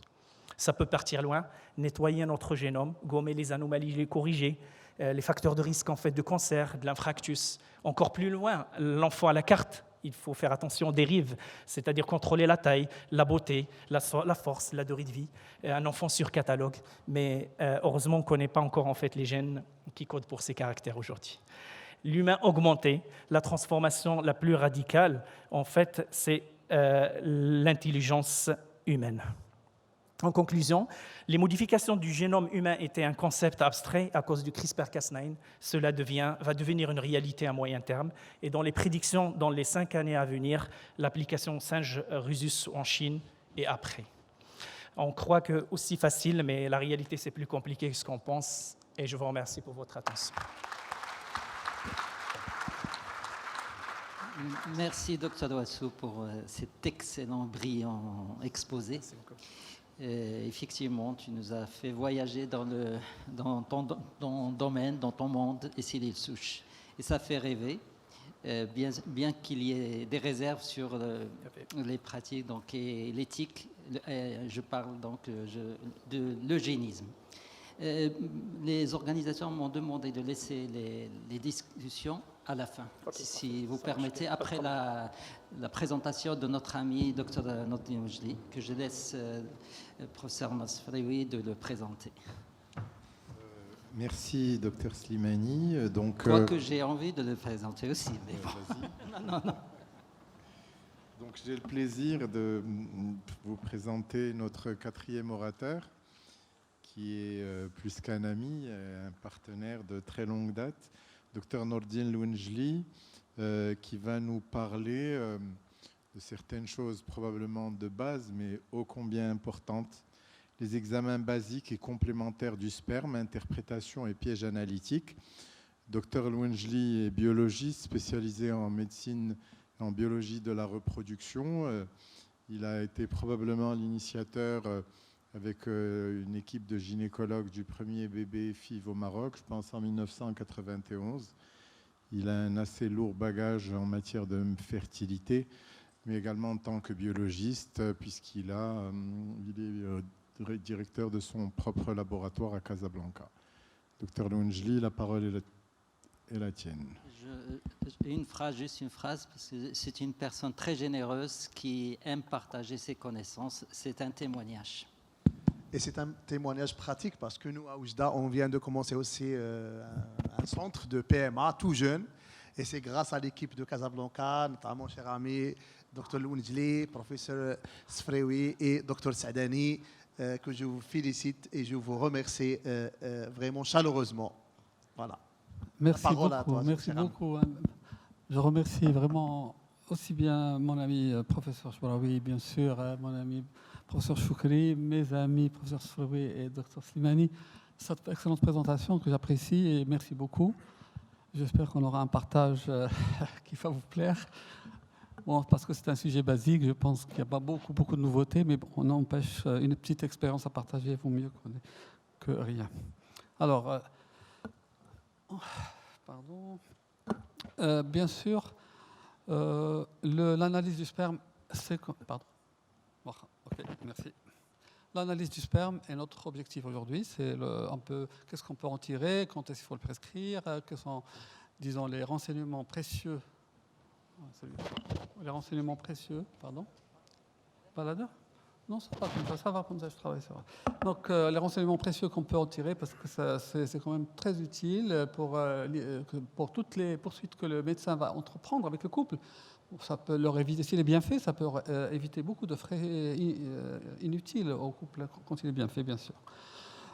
En 2015, la Société marocaine de médecine de la reproduction, grâce à son président ici présent, professeur Masfreoui, qui a eu l'excellente initiative d'initier une enquête sur l'infertilité au Maroc, qui a duré plusieurs mois d'ailleurs, sur 1033 couples, 40 villes, 16 régions, donc qui a abouti... Les résultats sont tombés le 25 juin 2015. Donc 12% de notre population marocaine souffre d'infertilité, ce qui est pratiquement un peu moins de 2 millions de personnes, ce qui est énorme. Et ça, c'est un constat. J'espère que les autorités, je pense, ils ont été sensibilisés. Et d'ailleurs, beaucoup d'événements ont suivi quand ça a été diffusé et communiqué au ministère. Globalement, l'enquête montre... Si on intègre les infertilités inexpliquées et les infertilités mixtes, l'homme est impliqué à 50% que la femme, donc il est autant responsable. Donc les origines d'infertilité, c'est juste un petit rappel, peuvent être diverses, anatomiques, psychologiques, infectieuses, fonctionnelles, insuffisance testiculaire, troubles hormonaux, environnementaux. Ça a été déjà soulevé par le Dr Dupont, donc chromosomiques, les mutations géniques. Bon, vraiment, il y a multiples origines. Mais là, il y a un papier qui est sorti en 2021 de Ashok Agarwal qui a montré quand même, bon, certes, un couple sur 7 à l'échelle mondiale et 15% à l'échelle mondiale, mais 50% des infertilités masculines sont inexpliquées. C'est ça le grand problème. On a beau chercher, 50% demeurent inexpliquées. Un petit rappel physiologique donc, sur le sperme. Il y a bien entendu la contribution des glandes annexes, la vésicule séminale à hauteur de 65%, la prostate 25%, les glandes bulbo-urétrales, l'épididyme à 5%, etc. Donc c'est un liquide blanchâtre, c'est un mélange donc, de plusieurs protéines et surtout, il y a un monde de ces micro-RNA, de ces cytokines. Il y aura ce liquide séminal à l'avenir, ce sera une mine d'or pour les signatures d'infertilité, même si les paramètres spermatiques sont normaux, on va pouvoir tirer beaucoup de conclusions. Toutes les sociétés dans le monde, depuis 2020, que ce soit la Société française d'urologie, ou la Société andrologie de langue française, ou l'American Society of Reproductive Medicine, ou l'Association américaine d'urologie, tous réclament le spermogramme comme en première intention, en même temps que l'interrogatoire, bien avant l'examen clinique. Ça peut éviter énormément de dérangements pour le couple. Là, la succession des manuels pour le sperme analyse. Donc, c'est le premier manuel est apparu en 1980, il était assez succinct. C'est 6 guides en 40 ans à peu près. Et donc, chaque manuel a une particularité. Par exemple, en 87, le MARTES, les anticorps, le biochimie séminale. En 92, les techniques assistées, CASA, et le contrôle de qualité. Après, bien entendu, en 99, l'hypoosmotic test. Chaque manuel a eu sa particularité. Bon, le manuel le plus pertinent d'avant, c'était le 5e édition, donc déjà qui est parti en 2010, donc qui s'est attaqué là, à la cryopréservation, aux spermatozoïdes d'origine testiculaire, épididymaire, au protocole d'assurance qualité, aux outils des bonnes pratiques, etc. Et donc là est venu un grand auteur, la Campbell, qui a repris toutes les études qui ont servi à la 5e édition. Il a ajouté beaucoup de méta-analyses pour arriver à 3500 personnes à peu près sur 11 pays, 5 continents, pour aboutir à cette 6e édition qui est apparue, qui est bien entendu comme objectif noble de standardiser les procédures appropriées et depuis la collecte jusqu'à l'établissement des résultats finaux. Qu'est-ce qu'on peut retenir des changements retenus dans la 6e édition? Il y a les modifications des valeurs, mais ils sont sensibles. Ces valeurs ne sont plus des valeurs seuil, ça devient des valeurs de décision, c'est-à-dire pour éventuellement essayer d'expliquer une façon de faire. La mobilité, on retourne à la mobilité de classe A. L'importance de certains détails morphologiques, avec bien entendu l'indice d'anomalie multiple, le fameux l'indice de tératosospermie qui passe aux advanced analyses, non, il n'est plus dans la routine, il lui donne moins d'importance. Et la suppression d'un certain nombre de tests comme le test de Huner. La particularité, bien sûr, dans cette édition, c'est qu'ils ont ajouté l'Asie et l'Afrique dans la totalité dans les échantillons qui ont été évalués. La particularité également de cet ouvrage, il a banni les termes normozoospermie, asténo, nécrotératosospermie, et ce n'est pas une mauvaise chose, parce que ça a l'air d'inquiéter aussi bien le malade que parfois le médecin qui peut signer des choses qui sont modérées. On va voir tout à l'heure les pièges analytiques. C'est qu'on ne peut pas donner oligospermie à 13 millions, ce n'est pas normal. Une oligospermie à 13 millions, parce que si on refait le sperme, on peut trouver 15 ou 16 et on est dans la normozoospermie. Donc forcément, ce qui se pratique maintenant, c'est juste un héritage de la 5e édition. Donc les seuls seuils de référence ne sont pas suffisants.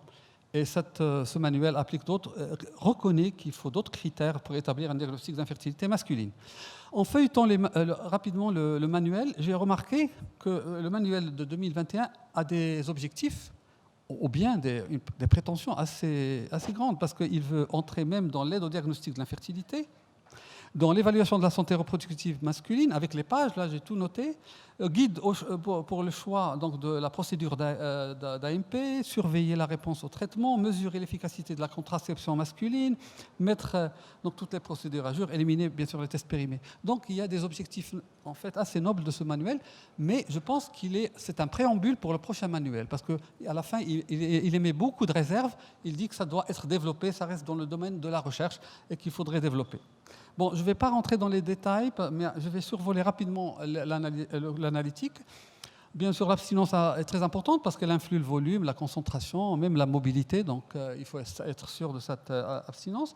La liquéfaction, c'est un élément très important parce que ça peut traduire une insuffisance prostatique, les enzymes de liquéfaction.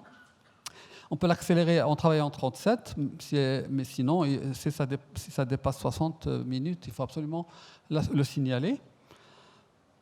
Certains corps gélatineux peuvent persister chez certains individus, il ne faut pas s'en inquiéter, c'est un peu individuel. Ça n'a pas de signification clinique. L'aspect, j'en passe, aspect homogène, en général gris, opalescent, etc. Donc cet aspect, selon l'expérience, peut changer.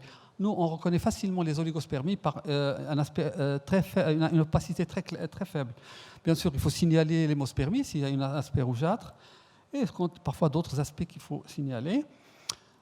Dans ce manuel, a réintroduit l'odeur, il a insisté sur l'odeur. Malheureusement, c'est surtout pour éviter la contamination urinaire.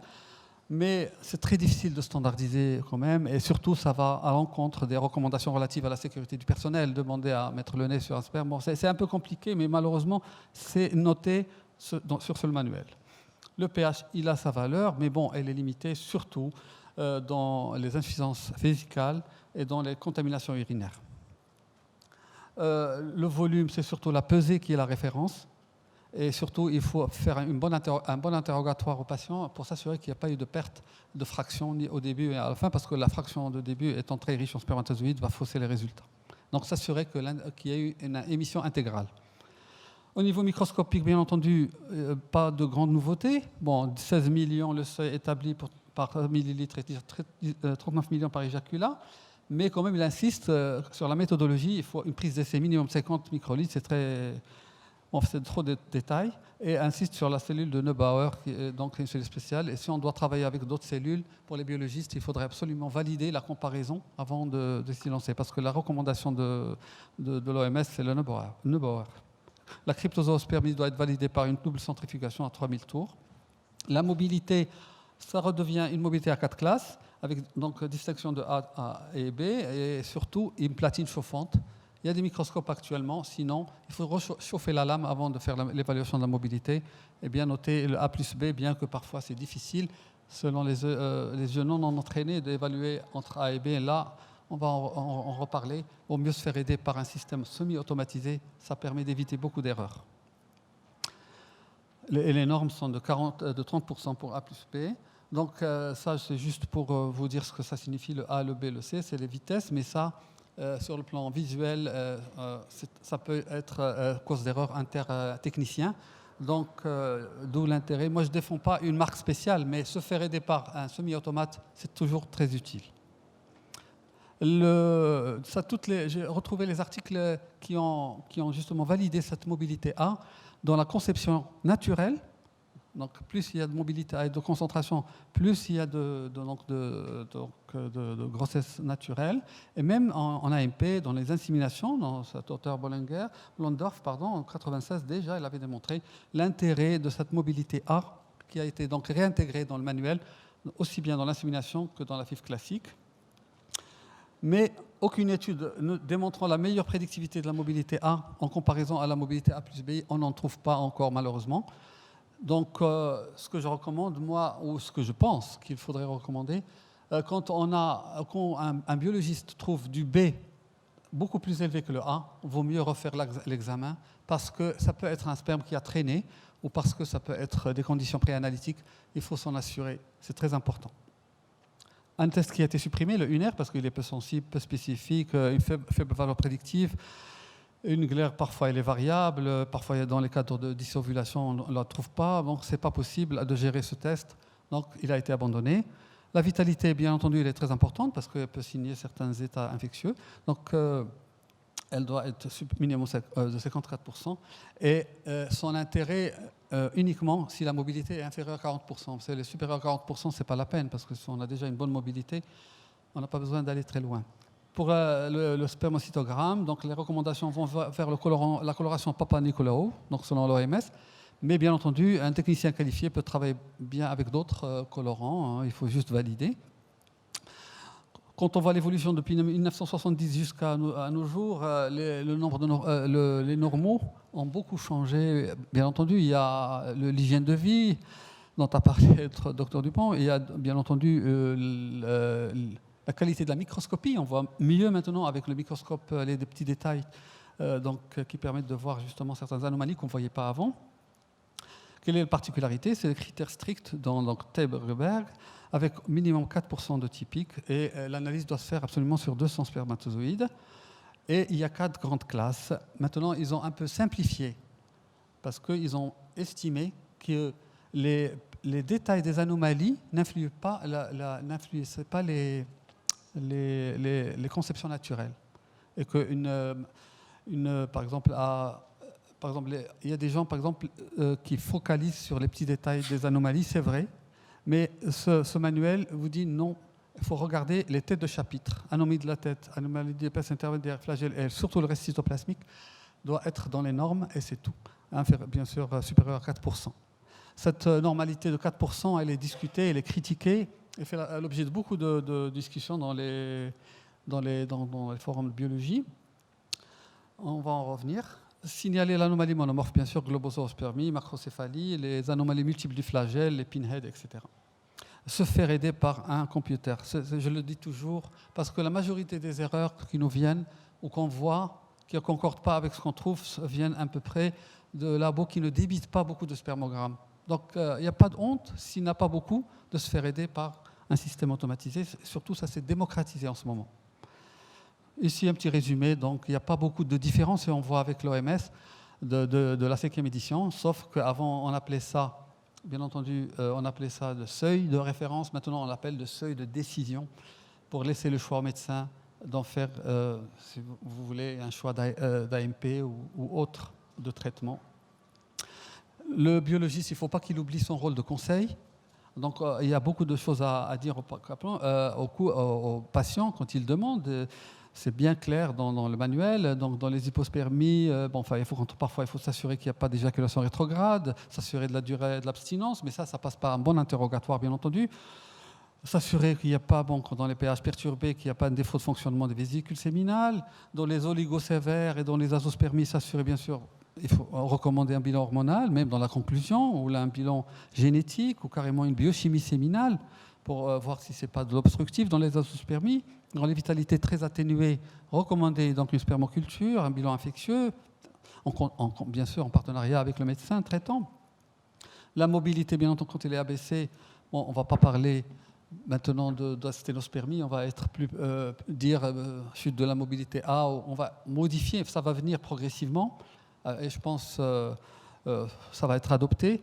Donc, il faut bien sûr recommander des bilans infectieux, des tests de migration survie, des tests immunologiques, des contrôles d'émission, comment ça a été fait, l'utilisation par exemple d'un mauvais lubrifiant qui a altéré la mobilité, que sais-je. Donc, la mobilité, il y a des paramètres, on va voir, qui peuvent influencer, bien entendu, ce paramètre. Les leucocytes, bien entendu, s'assurer que le chiffre est élevé, donc, et conseiller un bilan infectieux. La morphologie, bien entendu, si elle est très altérée, pensez à un bilan d'apoptose, à une FRAG, et bien entendu une consultation d'andrologie. Les examens avancés, je vais aller très vite. C'est surtout donc, la fragmentation de l'ADN, mais bien sûr, il y a le test hyposmotique pour la vitalité, il y a les réactions acrosomiques, il y a le repérage des leucocytes, il y a le fiche pour les déséquilibres chromosomiques. On sait que c'est très utile parfois dans certains types de translocations, dans les déséquilibres chromosomiques du karyotype constitutionnel, l'intégrité de la chromatine, la dispersion de la chromatine, etc., donc, ou le stress oxydant, bien qu'il soit controversé. Donc, le regard d'intérêt des tests génétiques et de l'analyse de la chromatine. Et d'autres dosages, ils ont tout leur intérêt, bien entendu, l'immunologie, le cas dont j'ai parlé tout à l'heure, et surtout la biochimie séminale, parce qu'il y a un regain d'intérêt de certains dosages de comme le zinc, donc pour choisir des micronutriments adaptés s'il y a un manque de zinc dans le liquide séminal, et l'interleukine 8 dans tout ce qui est problème infectieux de la sphère génitale. Donc là, c'est juste pour confirmer que même les autres sociétés ici européennes ont confirmé l'intérêt du test de l'ADN, confirmé donc la validité dans 3 indications, les pertes répétées de grossesse, dans les échecs d'AMP et dans les stérilités inexpliquées. Donc ça, je ne vais pas aller très loin, c'est surtout pour les bilans génétiques qui ont toute leur place, les karyotypes constitutionnels, moins de 5 millions, et dans les azospermies, et bien sûr couplé parfois dans les azospermies aux mutations, de microdélétion de chromosomes Y des zones AZF. Une petite synthèse rapide. Donc, ça, j'ai vu ce travail de Boitrel, Florence Boitrel, qui a repris une lecture à elle. Elle a pris les points forts, points faibles et les opportunités et les risques de ce manuel. Moi, j'ai aimé ce papier. Donc, j'ai pu rapidement faire la synthèse. C'est vrai, le point fort, c'est une gestion globale de l'infertilité masculine. Il a intégré donc, les couples d'Europe, du Sud, d'Asie, d'Afrique. Il a détaillé toutes les procédures. Il a réintégré, donc il a relevé le niveau de l'assurance qualité et il a présenté donc le fiche et la fragmentation d'ADN comme éléments étendus, mais quand même qui ont beaucoup d'avenir. Et en fait, elle est en train de proposer aux personnes qui vont travailler la 7e édition des pistes de travail. Et le 5e percentile ne suffit pas à lui seul de poser un diagnostic de l'infertilité masculine. Les points faibles, il manque donc bien sûr l'Amérique du Sud, l'Afrique subsaharienne, il manque beaucoup de régions, manque de seuil de référence, on en a parlé, manque d'indications et des critères d'interprétation de ces examens complémentaires, comme la fragment de l'ADN. Les manques de valeur de seuil, donc de décision, et surtout, elle considère le stress oxydatif séminal comme des procédures trop spécialisées, alors que beaucoup de littérature estiment qu'ils ont leur place dans l'infertilité masculine. Les opportunités, bien entendu, c'est développer des manuels, bien entendu, de pratique et incorporer l'épigénétique dont a parlé notre professeur Benhamed dans la routine, en quelque part, donc l'épigénétique, le stress oxydant, cadrer l'utilisation de ces tests de la chromatine et de la fragmentation. Les risques, bien sûr, c'est l'abondance des détails techniques, risque de faire ne pas utiliser d'abandonner l'usage de ce manuel. Il y a trop de détails et trop volumineux. Et bien sûr, l'absence de références claires risque de faire retourner les praticiens à la 5e édition. Les sources d'erreurs, très rapidement. Le préanalytique, c'est pratiquement 80% des erreurs. Il faut s'assurer de la récolte des informations. Les patients, ça a été bien fait. Bien sûr, la durée d'abstinence était trop longue, c'est mauvais. Il faut assurer 2 émissions. C'est par exemple le problème des émissions partielles, le problème de rapport aux émissions par masturbation, etc. S'assurer de la conformité du prélèvement, modalité de réception de l'échantillon au laboratoire, le temps écoulé entre la réception et le travail. Tout ça, ça peut être de sources d'erreurs. Tout le monde connaît ce travail de Paulsen qui n'est pas publié. Donc, c'est le participant qui a émis 1 fois par semaine le sperme. Et donc, forcément, il est passé de l'azospermie à des valeurs très, très élevées, 160 millions. Ça veut dire quoi? Ça veut dire une valeur mauvaise qui ne vous plaît pas d'un spermogramme. Il faut refaire, enfin, une valeur pathologique, je veux dire. Il faut demander un examen absolument de contrôle. Vous pouvez retomber sur une valeur normale. La mobilité, il y a beaucoup de risques d'erreurs liées à l'abstinence, à la nature du lubrifiant, à l'analytique, si on ne travaille pas en platine chauffante, à la température du labo, c'est le trop froide, au lieu d'émission, modalité, préservatif avec spermicide. Certains couples ne l'annoncent pas, ils utilisent des préservatifs normaux et après ils déversent dans le flacon. J'ai eu ça 2 ou 3 fois. On ne se comprend pas l'immobilité de tout le sperme. Conditionnement d'acheminement au labo, il faut se méfier. Parfois en hiver, il fait très froid et l'acheminement au labo, quand il est accepté, il doit être contrôlé. Temps écoulé entre l'émission et la lecture manuelle ou automatisée, bien sûr, les techniciens sont qualifiés. La mobilité à 4 heures, même si elle n'est pas répertoriée dans le manuel, mais elle a sa petite valeur quand même parce qu'elle peut témoigner d'une nécrospermie secondaire qu'il faut traiter. Évaluation subjective, il faut faire attention donc, au côté subjectif de cette évaluation. Donc, si cette mobilité, cette asténospermie, entre guillemets, est confirmée, il faut absolument entamer le traitement, c'est-à-dire le bilan infectieux, test de migration sur ville, bilan immunologique, etc. Je ne sais pas ici ça va marcher.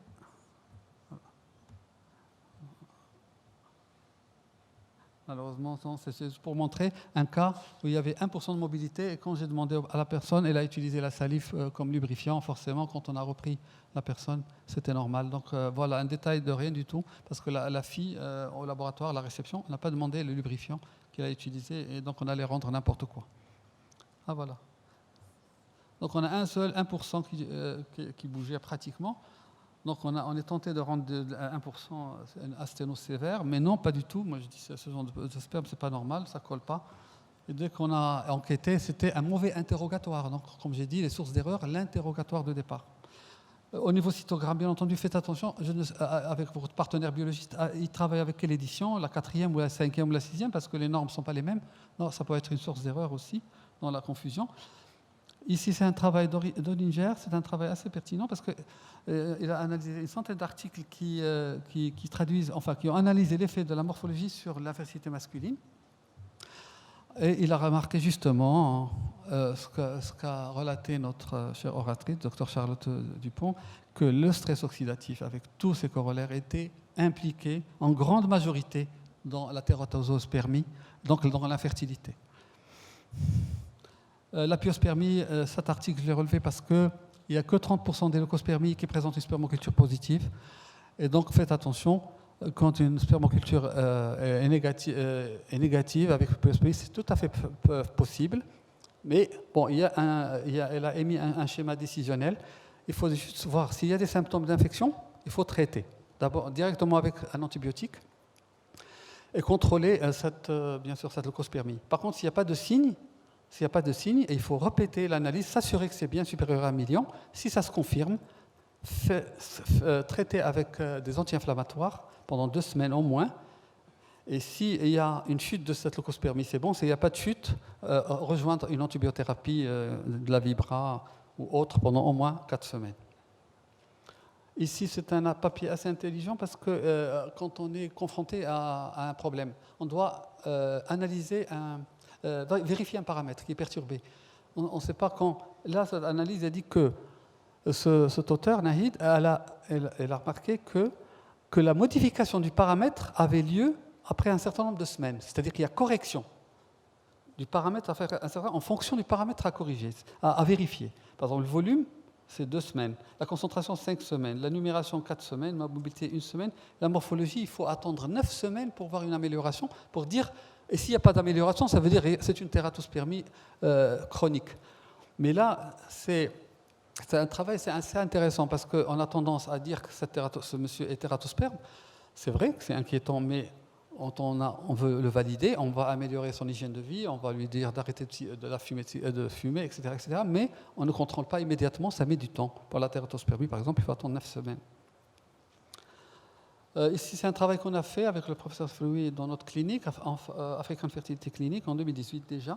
Et on a remarqué que justement, l'âge de l'homme est capital. Il y avait un cut-off où tous les paramètres sont perturbés, notamment la fragmentation de l'ADN, notamment les fiches, le déséquilibre chromosomique, donc les anomalies de méiose. Et cela retentit sur toutes les conséquences de la fertilité, aussi bien in vivo, et là c'était in vitro, donc la qualité embryonnaire, les taux de fertilisation, de fécondation, de clivage, de qualité embryonnaire, toutes les conséquences ont été perturbées. L'âge de l'homme, d'ailleurs, on vous demandera que la fragmentation de l'ADN doit être interprétée avec réserve, au-delà de 45 ans. Essentiellement d'ordre épigénétique. Un petit mot sur le contrôle qualité, parce qu'il y a des biologistes dans la salle. Il y a moyen de contrôler son travail. Contrôle externe, contrôle interne, contrôle intertechnicien, intra, avec des Z-scores. Il y a tous les moyens dans le commerce pour contrôler. Il faut le faire, il ne faut pas hésiter. C'est très intéressant, ça ne coûte pas cher. C'est un abonnement. Et puis, on peut repérer les techniciens qui doivent s'améliorer. C'est très facile. Donc, vraiment, il faut inscrire ça dans le programme. Il y a même une accréditation maintenant, un ISO 23116, j'ai terminé, 162 pour l'accréditation des labos. Et ça, c'est la biologie prospective pour les contrats de qualité. Je conclus. La chose la plus intéressante, c'est qu'il faut analyser le sperme de façon globale, pas de façon ponctuelle. Il ne faut pas chignoler sur le 1 ou 2% qui manque dans la numération ou sur la mobilité. Par rapport à la norme, il faut se dire qu'il faut valider, contrôler, refaire ça s'il faut, autant de fois qu'il faut. Merci. Merci, Dr Louanjli, pour cet exposé très clair qui, je ne sais pas s'il va... En tout cas, on aura des questions, je pense, pour les deux exposés, celui de notre ami Saïd Assou et celui de Sinordine Louanjli. Est-ce qu'il y a des questions dans la salle? Oui. notre ami Dr Nater. Oui, moi j'ai une question à Saïd. Donc, il y a un article qui est sorti il y a un moment, il y a 2 ou 3 mois. Les Chinois, pour la première fois, ils ont réussi ce phénomène de la parthénogénèse chez les mammifères. Ils ont mis au monde des souris sans la participation du facteur masculin. Donc, rien qu'avec la technique CRISPR-Cas9, ils ont édité des gènes masculins, ils ont eu quand même une naissance. Ma question, est-ce que c'est extrapolable à l'homme, au couple dont le conjoint est azoosperme? Merci. En effet, oui. Il y avait déjà en fait un scandale juste avant. En fait, c'était une équipe chinoise qu'ils ont eu en fait ce phénomène en fait de parthénogénèse qu'ils ont observé. Et en fait, ils comprenaient pas pour interpréter les résultats. Et du coup, en fait, il a fait passer les choses autrement. Et après, c'est su, et puis donc son labo était fermé. Mais certes, ce phénomène de parthénogénèse, il est observé effectivement chez l'homme, et c'est quelque chose. Mais là, force avec le CRISPR d'aller bidouiller justement en fait le génome, on ne comprend pas par quel processus ça peut se provoquer. Mais chez l'homme, en fait, c'était déjà en fait vu au passé, tout à fait. Exact. Non, pas forcément. En fait, ça se produit chez l'humain aussi. Madame? Moi, c'est une question pour le docteur Lwenjli, pour le spermogramme. Un petit peu au début, vous avez dit on abandonne tout ce qui est conclusion, azospermie, nécrospermie, etc. C'est-à-dire remplacé par quoi pour la prestation de conseil que on met pour conseiller le médecin ou pour lui dire ce qu'il faut faire. D'abord, c'est pas moi, c'est le manuel qui parle, oui. qui parle d'abandonner ça. Donc, ça, je dis que c'est pas plus mauvais parce que ça inquiète, parce que le patient a 13 millions, il lit oligospermie, il est inquiet, qu'est-ce que c'est? Alors qu'il s'il refait l'analyse, il va se retrouver à 18 ou 17. Donc, tant mieux. On va dire numération ABC à contrôler, des choses comme ça, plus douces. Des choses plus douces dans l'interprétation, c'est pas une mauvaise chose. Moi, je pense que c'est une bonne chose. C'est, disons, ça laisse le médecin dans le confort de travailler, parce que lui aussi, il va être confronté à ses conclusions. Je pense que le Dr Lwenjli a dit quelque chose d'important, c'est que d'abord, il faut savoir raison garder. Il est toujours utile que le biologiste ait une discussion avec le patient, d'abord, parce que c'est toujours panique à bord. Ils ont toujours envie de venir rapidement toquer la porte du médecin, je suis responsable. Et puis, il ne faut pas hésiter à faire un bon interrogatoire et ne pas hésiter surtout à refaire un spermogramme. On a vu malheureusement des couples engagés dans des processus d'assistance médicale à la procréation où il n'y avait rien d'anormal. D'ailleurs, qui ont pu avoir un enfant même après des échecs d'assistance médicale à la procréation, pas par l'effet blocage psychologique, mais parce que tout était normal et qu'il fallait peut-être patienter un petit peu au lieu de se ruer vers des techniques d'AMP. Je pense que c'est important et ne jamais donner de conclusion hâtive sur un spermogramme subnormal, voire même quand il est pathologique, en tout cas pas sur un seul spermogramme. Je rajoute, donc il y a la prestation conseil, il y a aussi cette prestation conseil concerne aussi le préanalytique. Ce serait bien de demander s'il y a une antériorité des analyses. Il ne faut pas hésiter à demander si le spermogramme a été déjà fait ailleurs et récolter les résultats afin de les comparer.